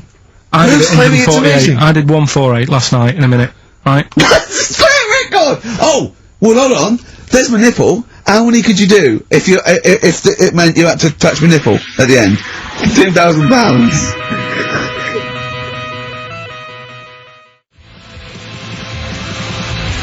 Ash, Burn Baby Bear on XFM 104.9. We do talk twaddle. Oh, God. I mean, I don't know why we haven't got we haven't got any complaints, have we? No We've listeners. had one. No one listening. No, it must be that, because Kilroy, he's probably got a big show, and it's all over the place, Yeah. you know, mind you, you know, I'd be annoyed if he'd have said that about me. Yeah. But he's got to be careful who he annoys, because he will end up having to move in with Salman Rushdie. Do you know what I mean? Is Salman, is he still on the run? No, he's out. They I've forgive him, seen him twice. I think he's out all the time now. I bet his flat's a pigsty. Sure. It was not neat when he was living with 400 CIA people and a couple of... You policemen. remember he went into hiding, I think it was mid-80s, I can't remember exactly. Yeah, that's right. He went into hiding, he was in there, he was hiding, basically, surrounded by security guards, confined to his flat, for about 10 years or something. I'd have thought so, yeah. Have you ever seen a picture of his missus? Yeah, are you annoyed? Well, I mean, man alive, she's like I think she's like a former Miss India or something. Stunning. Yeah. Have you seen a picture of him? I mean, he might be a great man and a talented writer and an intellectual fella, but, Jesus. Do something with the beard. Well, yeah, but he's busy, isn't he? What? He's busy writing How stuff. did he pull her? When he was just basically in there? In his flat? I don't know. Internet? Possibly. Just got to know him, and then she kept saying, send a picture. He goes, no, I'm not sending a picture, come round. Yeah. Read some of the books, they're brilliant. They're brilliant. She goes, well, yeah, now I'm in love with you. Let's have a look. Alright, well, I'm in love with you now, so... Yeah. You know, he's going, got my own place. Got my own place, yeah. I got a few staff. Yeah, There's a few other people hanging around. Exactly. Don't worry about You it. know, I'm in a lot. I'll tell you something else that'll annoy you. Yeah. Stephen Hawking, not only married, but dumped her for his, nurse. Extraordinary, isn't it? So he's pulling birds left, right and centre. Well, you know, it's true that you know, I mean, not so much now, but years ago I was not the ladies' man. But you are now. Really. You weren't sort of suave and sophisticated. You Oh, weren't, no, exactly. you weren't the James Bond type that you've, I wasn't well, the James Bond of TV comedy. Because I remember Carl, when you first met him about 3 years ago, what did you think? Just a bit odd. I love it! And that's coming from him. I know, yeah. But I'll tell you what used to really annoy me, talking of, do you remember there was that story, I think it was a world record-breaking attempt, there was a bloke, I think it was up in a car park, in a pub car park, in sort of Leeds or something. No, Mansfield. It was a car park in Mansfield, and he broke the record for being buried alive. Being buried alive. I mean, and he was literally in a casket, like, not David Blaine, out in the lovely sunshine with loads of Jonathan Ross waving to you. Yeah. No, none of that. Paul McCartney calling you stuff. yeah, you know what I mean? He was buried alive, in the dark, with just a tube for communication. I think he was buried about 10 feet underground. There's a tube which people would communicate and send stuff put water down and I remember reading the story, I was interested in it, I remember reading it, and there was one element of the story. You would think it was a cheap holiday. Well, you're not to pay those prices. 400 quid, whole seasons, you're having a laugh. That's nothing. Mansfield car park. And, there was an element, it said in the news report, it said that while he was down in the ground, he began and ended a relationship with a woman. while he was down there, some fan who was a fan of what he was doing, he started communicating with her through the tube. I don't know the ins and outs of it, but they began a relationship, and it ended. And I have to say, I remember thinking, you know, when you read that there's a man... How did it end? Well, why did she go that this isn't working? Yeah, that's twice you've stood me up. Yeah. Well, I can't get out, can I?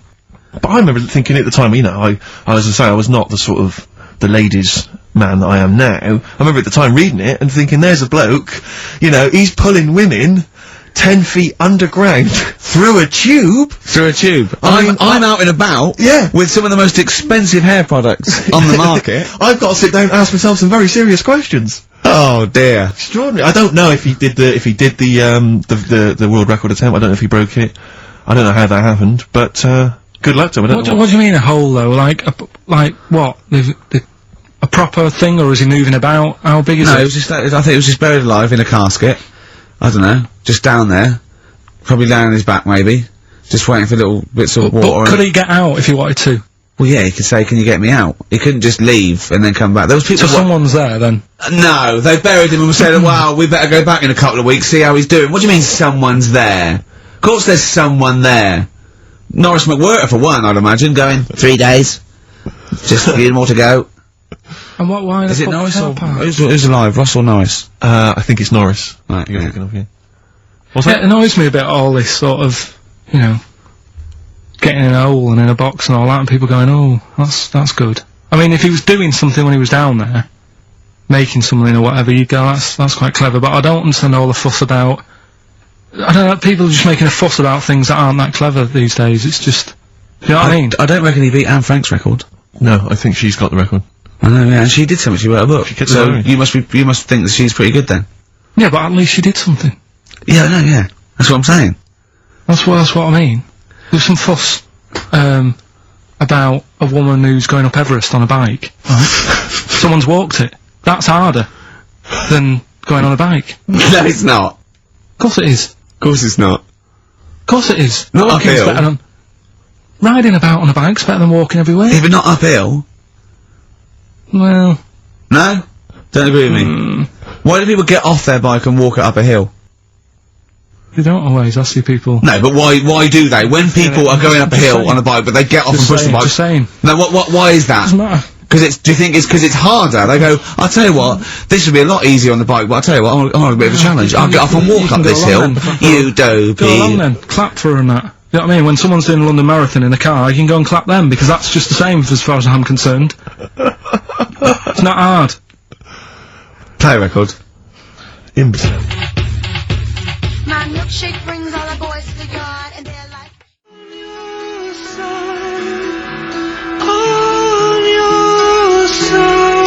So Alive, Ryan Adams on XFM, 104.9, Ricky Gervais, Steve Merchant, Karl Pilkington, for the last time. Well, you might do some other stuff later. Oh yeah, I mean, yeah, stuff. for a little while at least. Well, we won't be around for, foreseeable future. Better things to do, bigger fish to fry. Oh, but you got your music show that you'll do, like, shall we go? The other radio stations are more interesting. I think we've just got enough energy left for the last 35 minutes. Yeah. We've given him a lot, Steve. We've given them a lot. We've come in here, week in, week out, every Saturday. Never late. We've always given them, you know, 30%. Really pulled that. 30% of energy. Yeah. How did that start? People going, you've got to give 110%. Yeah. My heart sinks, and I go, 100%. I say, you've got to give 110%. I can't. I'll give, I'll tell you what, I probably won't even give 100, because you never know, but I'll give as close to 100 as I can stand. Yeah. And that's all I'm saying that to a drill sergeant. Yeah. I'll tell you what, I'm gonna give nearly 100. And that's, you know, that's more than most, I think you'll find. Maybe if you appear on Celebrity Fact Club. Well, I don't think I need to, do I? Well. Carl, do you think I need to go on that? When you had your nipple out. It was pointing downwards, was it? A little bit. Even though it was erect, it was pointing toward my knees. Can I just, point out that we've had more requests for Carl to kiss your nipple than we have answers to Rockbusters. Ain't gonna happen. It's the last show, Carl. You've Come got to on. give the punters what they want. In the webcam, and just a little peck Ooh, on the nip. A little Carl, peck. that is just out of order. The show must go on. You've got to give people what they want. I'm doing it. Why? Why not? What's wrong with it? Lips on nipple. What's up with lips on nipple? You hear about stuff like this, and then like I might enjoy it, and the next thing it's like, Suzanne, can you leave? Because you know what I mean. I like fellas. So that happens, innit? So that That's like an episode of Kilroy. Oh God. Oh, I'll Emma tell you this. Pilkington, are you thinking? I'm thinking exactly the same as you're thinking. I was reading the paper today. The show's been axed. Is axed. But they're keeping the show on at the same time. It's gonna have a different name, different host. Hello. Pilkington. Come on. Hello, welcome to Pilkington. Oh, Carl, what would you do? If we give you a subject, will you just run through what you might say about it, or what questions you asked? Well, what sort of stuff? Okay, sort of like, Steve's, 15, I'm 15, and my dad wants to have a sex change. So I'll play the dad, right? I'm Jeff. I'm Jeff from Luton. I'm, a 54-year-old plumber. And, I've decided, and this is my son, Paul. Paul. Paul, you sure to be Paul? Yeah, I thought it to be Paul. Okay. Yeah. So ask me some questions. So what's going on? Well, I'm not happy with this body. I've always felt that I was a woman trapped in a man's body. Have you? Yeah. Yeah, and, I think I'd be happier, as a woman, and, you know, it's for him to accept it, really, because I'd have accepted anything that he wanted to do, or, you know, and it doesn't change anything. Can he? No, I know, but I mean, it won't change anything. You know, I still love you, and I'll still be your father. I can't believe I agreed to come on national TV. I'm gonna get taken out of me at school. Really? Man alive. Well, you know, with that, you gotta go through lots of stuff, but I mean, don't think of me any different. What does Mum think of all this? Well, Mum she doesn't want it really, but I mean, I'm not gonna throw away the knob and bollocks, I'm gonna keep that for her in case she ever wants to use that, but I just don't want them attached to me. I'm gonna have them off, I'm gonna have some lovely pair of tits put on, and a nice little minge down there, but I'm not bent. I still fancy my wife and that, and, you know. Okay. Well, thanks for coming in today. Brilliant! That's your audition for Pilkington. Well, what can I say? I'm not a doctor, right?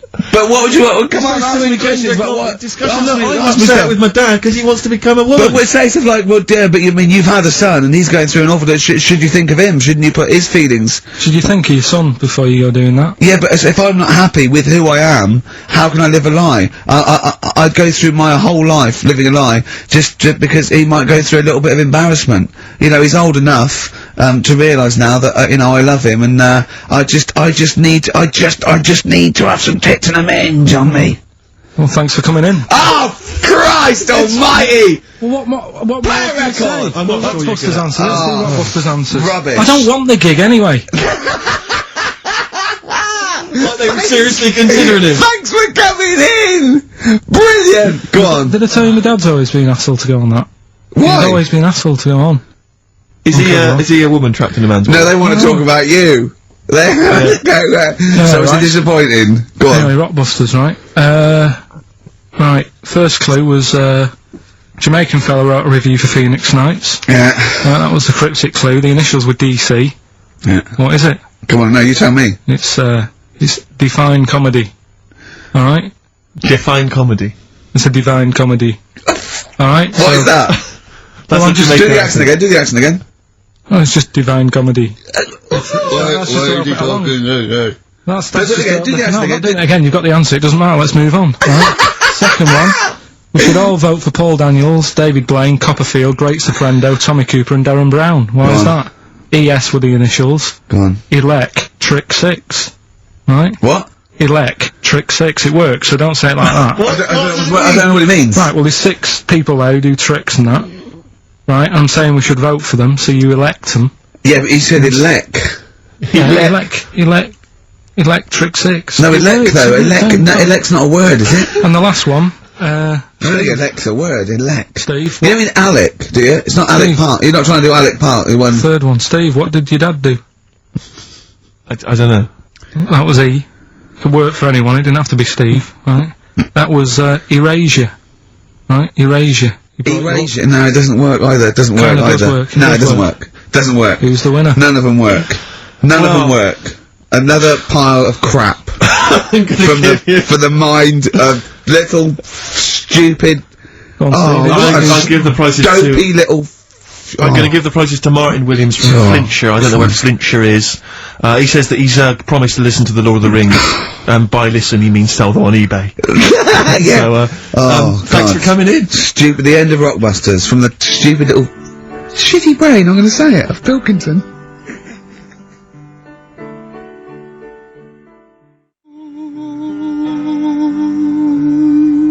Possibly my favourite song of all time, after the Gold Rush by Neil Young, and that's for, Carl's lookalike, Boyd, who's, actually on Justin Lee Collins' show after us. About 5. He's not really a lookalike. He is. Yeah. He's got a bald head. Look like Gandhi. He's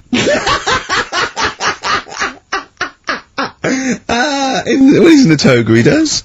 A little bit. I don't think Gandhi wore a toga. No. So what are you, What did he do? Oh, dear. What He did just you sat around, to be honest, Carl. Didn't want to get involved. Didn't do much. Just said, don't have a go, just be careful. Yeah. Don't go mental, don't start fighting, let's all calm down a little bit. He's the one in the pub that goes, okay, stop this, stop mucking around. We were educating Ricky earlier, Carl. I wonder if we should resume that, as the clock is ticking away. Alright, you've got 2 bits of info that you could be, leaving the building with today, right? You've got, where there's a will, there's a way. Yeah, I have that one. They've brought out this drug or, sort of tablet or something. Yeah, you've got to do it then, yeah, go on. Carefully researched. Yeah, brilliant. Which means, like, an 8-year-old woman can have a kid. What do you think of that? No, it doesn't. What are you No, it talking does. about? You can inject a woman with something, 80-year-old, and it means, you know, she's got more time on her hands now and that. It's better to have a kid. She can have a kid later on in life. I just realised, where there's a will. Yeah. Very good. Very good. Right, well, let's just move on from that, because he's clearly drivel. No, it's not. I think it's a bad idea, of course it's a bad idea. Right then. I'll even give you that it's true and possible and might No, even... it is true and possible. Okay. You know, it's not even recent, it's like a few weeks old. Yeah. Okay. Well, it's terrible, no, you shouldn't do it, yeah. Alright, what's the final educating Ricky? So far, I'm not impressed. Get her a cat. Yeah, but Get her a they're little meant- Pekingese. they're Don't meant get to- her, they're don't let her have a child. Yeah, but it's meant to get you thinking, like you're saying, well, she shouldn't have a kid. Or By the time he's 5, she'll try and pick it up and her arms will break. whose arms? Moving on, what's the next one? Would she be able to breastfeed? Yeah, and she'd be able to do it standing up while he was on the floor. Talking to nipple.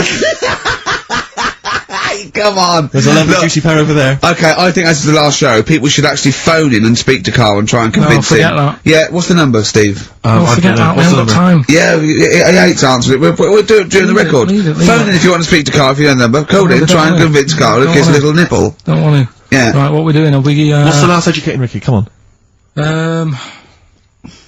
Hook, line and good thinkers. Brilliant. Okay, Yeah, go on. sounds good. Go on, what is it? They've found a lot of fish with 2 heads. What do you think of that?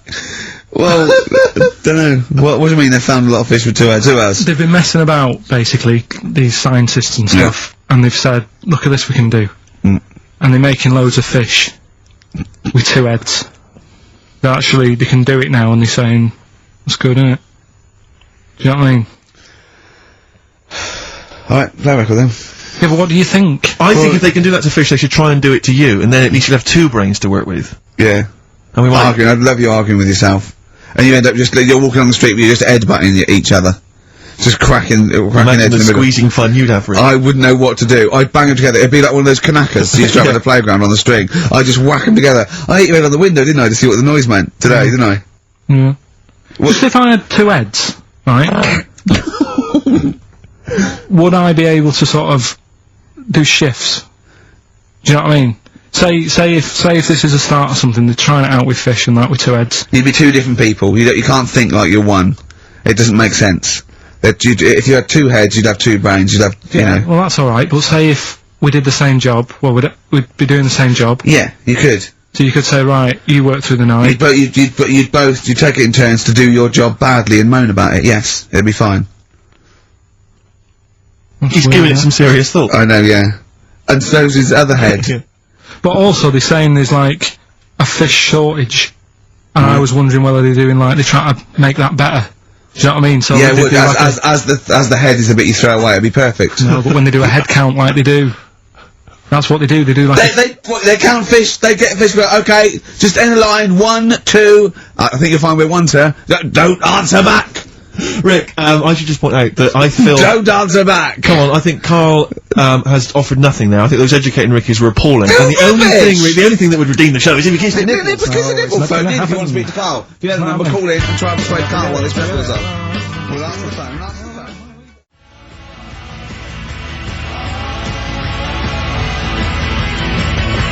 Phones are still going mad. Answer one. Just put someone out. Kings of Leon, California waiting. He was rude. He's so rude to people. They phone up and they say, "Oh, kiss his nipple," and he goes, "Yeah, all right," and he hangs up on them. What am I Answer the meant phone. to say to Come someone? on air. Answer the phone and be nice to whoever it is. Be nice to them at Putting least. people on the air. Hello.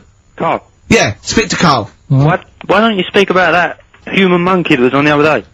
Old news, man. How long have you been listening? Can we forget the monkeys? What do you think of his nipples? Alright then, just kiss his nipple then for... I'm not going to 500 kiss his nipple. I'd do it for 500 quid easy. Would you? Yeah. Well, why? Why do you want me to do it anyway? What are you getting out of that? Oh, come on, mate, 500 quid. It's worth it. Yeah, but... He's got the money. You'll probably get more out of him if you want. It's not about the money, really. Think of Suzanne. Suzanne, you come on 500 quid and go, there you go. Just kissed his nipple, 250 quid each. She Go- gives me more. It's not hard. It's not happening. Right, it's not happening. Do you just cut him off then? Well, there's another fella there. Who's that? My name's Linda. Right. Alright, Linda, you alright? What would make your day, Linda? If Carl actually gave it a lick, not just a kiss. Forget it.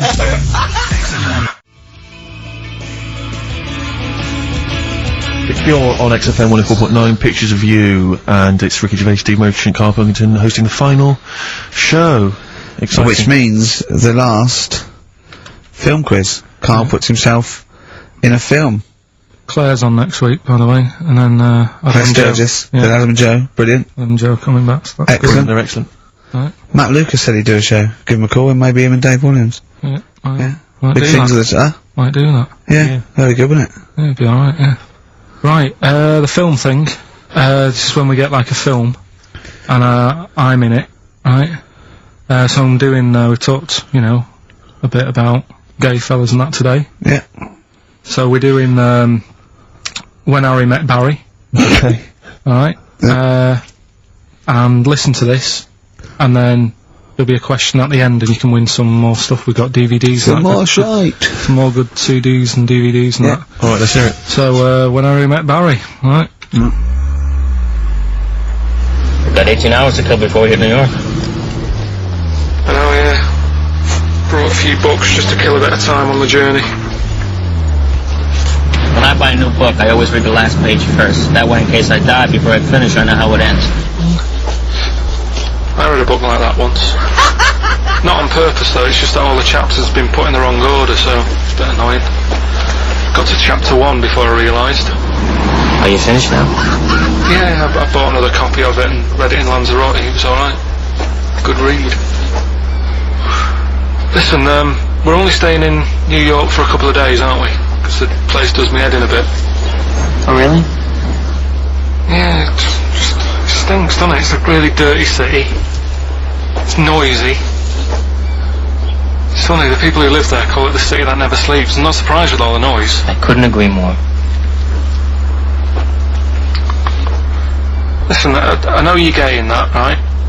What is the attraction with New York for you lot? What? Because it is like the gay capital, isn't it? They all love it. Even that Rod Stewart song, you know, that Killing of Georgie, that was set in New York, wasn't it? Yes, it was. Yeah, well, that song was about a gay fellow, wasn't it, who moved to New York, ended up getting beaten up. Not a great advert for the place. You keep going there. Weird. Actually, I know why you like it. It's because it's a city that never sleeps, isn't it?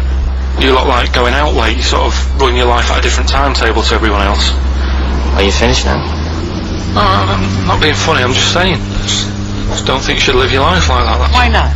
Don't start getting angry. I think I'm entitled to throw a little anger your way. Especially when I'm being told how to live my life. Yeah, you're right, it is your life. And that's what I'm saying, don't be dragging me into it. What? Well, you know I'm not gay, so why did you buy me a butt plug for my birthday? I'm not going to use it. What do you want me to do about it? I take it back, okay? I take it back. Right.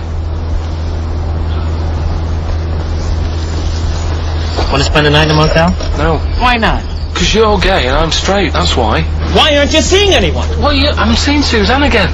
We only split up for a few weeks when she had that funny haircut that made her look like David out of Slade. It's grown again now. She looked weird, didn't she? Well, but forget that. Anyway, don't want to share a bed with you again, not after last time. Oh, jeez, what are we supposed to do? This isn't normal, mate. Pull over. All right, Forget it. all right. Don't you... I don't want to talk about it. I was a Pull pup. over. Just pull over here. Fine, but let's just... There's nothing, yeah? I'll get a B&B. And by that, I mean bed and breakfast. Not bull and bollocks, as you call it, Get right? one thing straight. Not interested. See ya. Oh dear. Excellent. Oh, little Karl Pilkington. When Harry Met Barry, it's a classic film. What's the What song was I talking about? That, you know. Yeah, we New know. York What song? and stuff. Yeah, we got song, yeah, okay, Artist will do, or the song title, whatever. Yeah, okay. Email only ricky.gervais@xfm.co.uk. We can squeeze in a tune, and then I hope... Monkey final News. Oh. Oh, what tune have we got? How long is it? 3 minutes. It's a nice one, though. Brilliant, brilliant. Bit of Amy Man. Fantastic. Alright.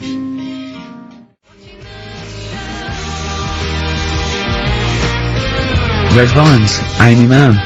We'll be playing now some of our favourite tunes, and after Monkey News, Destiny Collins, we're going to leave you with one of our mutual favourite tracks of all time. We won't say what it is yet. We won't say what it is. It's a little surprise. Then Destiny Collins is in, with little Boyd Hilton, Karl's twin brother. The answer to Karl's quiz question. Karl, what was the question? It was, what was the song that I was talking about in that, Harry Met Barry. Yeah. With Billy Crystal, The Killing of Georgie. Yeah, was Rod the song by Stewart, Rod good Stewart, song. and Stephen Farron from Essex wins another, DVDs and stuff. Tat. Alright. Alright, well, this is the final one. Play the jingle. Oh, chimpanzee, that Monkey News, ya. Right, well, this Monkey News story, right, it's about, this fella, a couple of fellas in Texas, Yeah. sort of running a farm. Yeah. Right. Just because they're definitely fellas. Well, how tall are they? Can we just let him Okay, they are human beings. These two are human beings. Times against us. They're running this farm and that, and anyway, so they're outside getting the cattle, and he turns round, right? Just that cow's... Couple of monkeys walking about, so he knows what's going on, right? So anyway, so it's in Texas. They don't know what to do with the monkeys. There isn't a zoo. It's fairly barren there, isn't it? You know what I mean? Not much going about. So the other fella who runs the farm with him said, "Look, we need a bit of an hand." Right? So, said, let's teach them some stuff, and the monkeys were happy with that, because they were lost anyway, right? So they had They had nothing to do. They were bumming around, they were looking for work. They'd hired a motorhome, they'd gone out of their way. Maybe it's like the Hulk, they were like Bruce Banner wandering around going, I need some work. You won't get angry, will you? So anyway, right, so they taught these monkeys how to ride a horse, right? So they've both got a... Sorry, you're sure Charlton Heston's not going to pop up? You're sure you weren't watching a video last night and thought it was a documentary? They've both got a horse each, right? They've been given, like, a little lasso and all that business. Oh, don't talk shit, Karl. So, anyway, it's going well, and it carried on for about 2 years, this, right? It's like, you know, rounding up the cattle every night and all that. Yeah. So, the two fellas are chatting, going, it's worked out well, hasn't it? Right, if there's a hostile takeover, and they sort of like buy up 51% of the shares or So something... it says, for this to continue, the monkeys are getting old a bit now, we need a little woman monkey in here to sort of get some kids going for, like, the future farm people, Forward planning, yeah. So they get a little woman monkey. They decided to only hire monkeys from out Why not? It's working. Why mess with something when it's not broke, right? So they get the little woman monkey in, they have kids and all that business, right? But the problem was, right, when they first got the woman monkey in, it was like, well, which one's gonna have the woman? Right? So, they started sort of fighting a bit and what have you. Yeah. Because they'd seen the owners of the farm with, like, Don't guns tell and me the stuff. baby monkeys didn't want to go into the family business, went off to be a lawyer. They had a bit of a shoot-off. Shut up! They got two monkeys, right? And don't stop! Because they'd seen the owners with guns and what have you. Yeah, no, that sounds So they had a bit of a shoot-off. Yeah. That's how they sorted it out. And who won? I think it was George. The one called George. Right. So I think they had 17 kids. The farm's still running. So that's like the last little monkey news there. Good little Rick, happy ending to that one. If you were to rub your nipple against his lips while I held him down. Right, come off it now. Come on. No, I'm not doing Bruce Springsteen, Thunder Road, last track on XFM's Ricky and Steve. You can check this all out on the webcam. Get his arm out the way, get the arm out the way! This happened on Scum!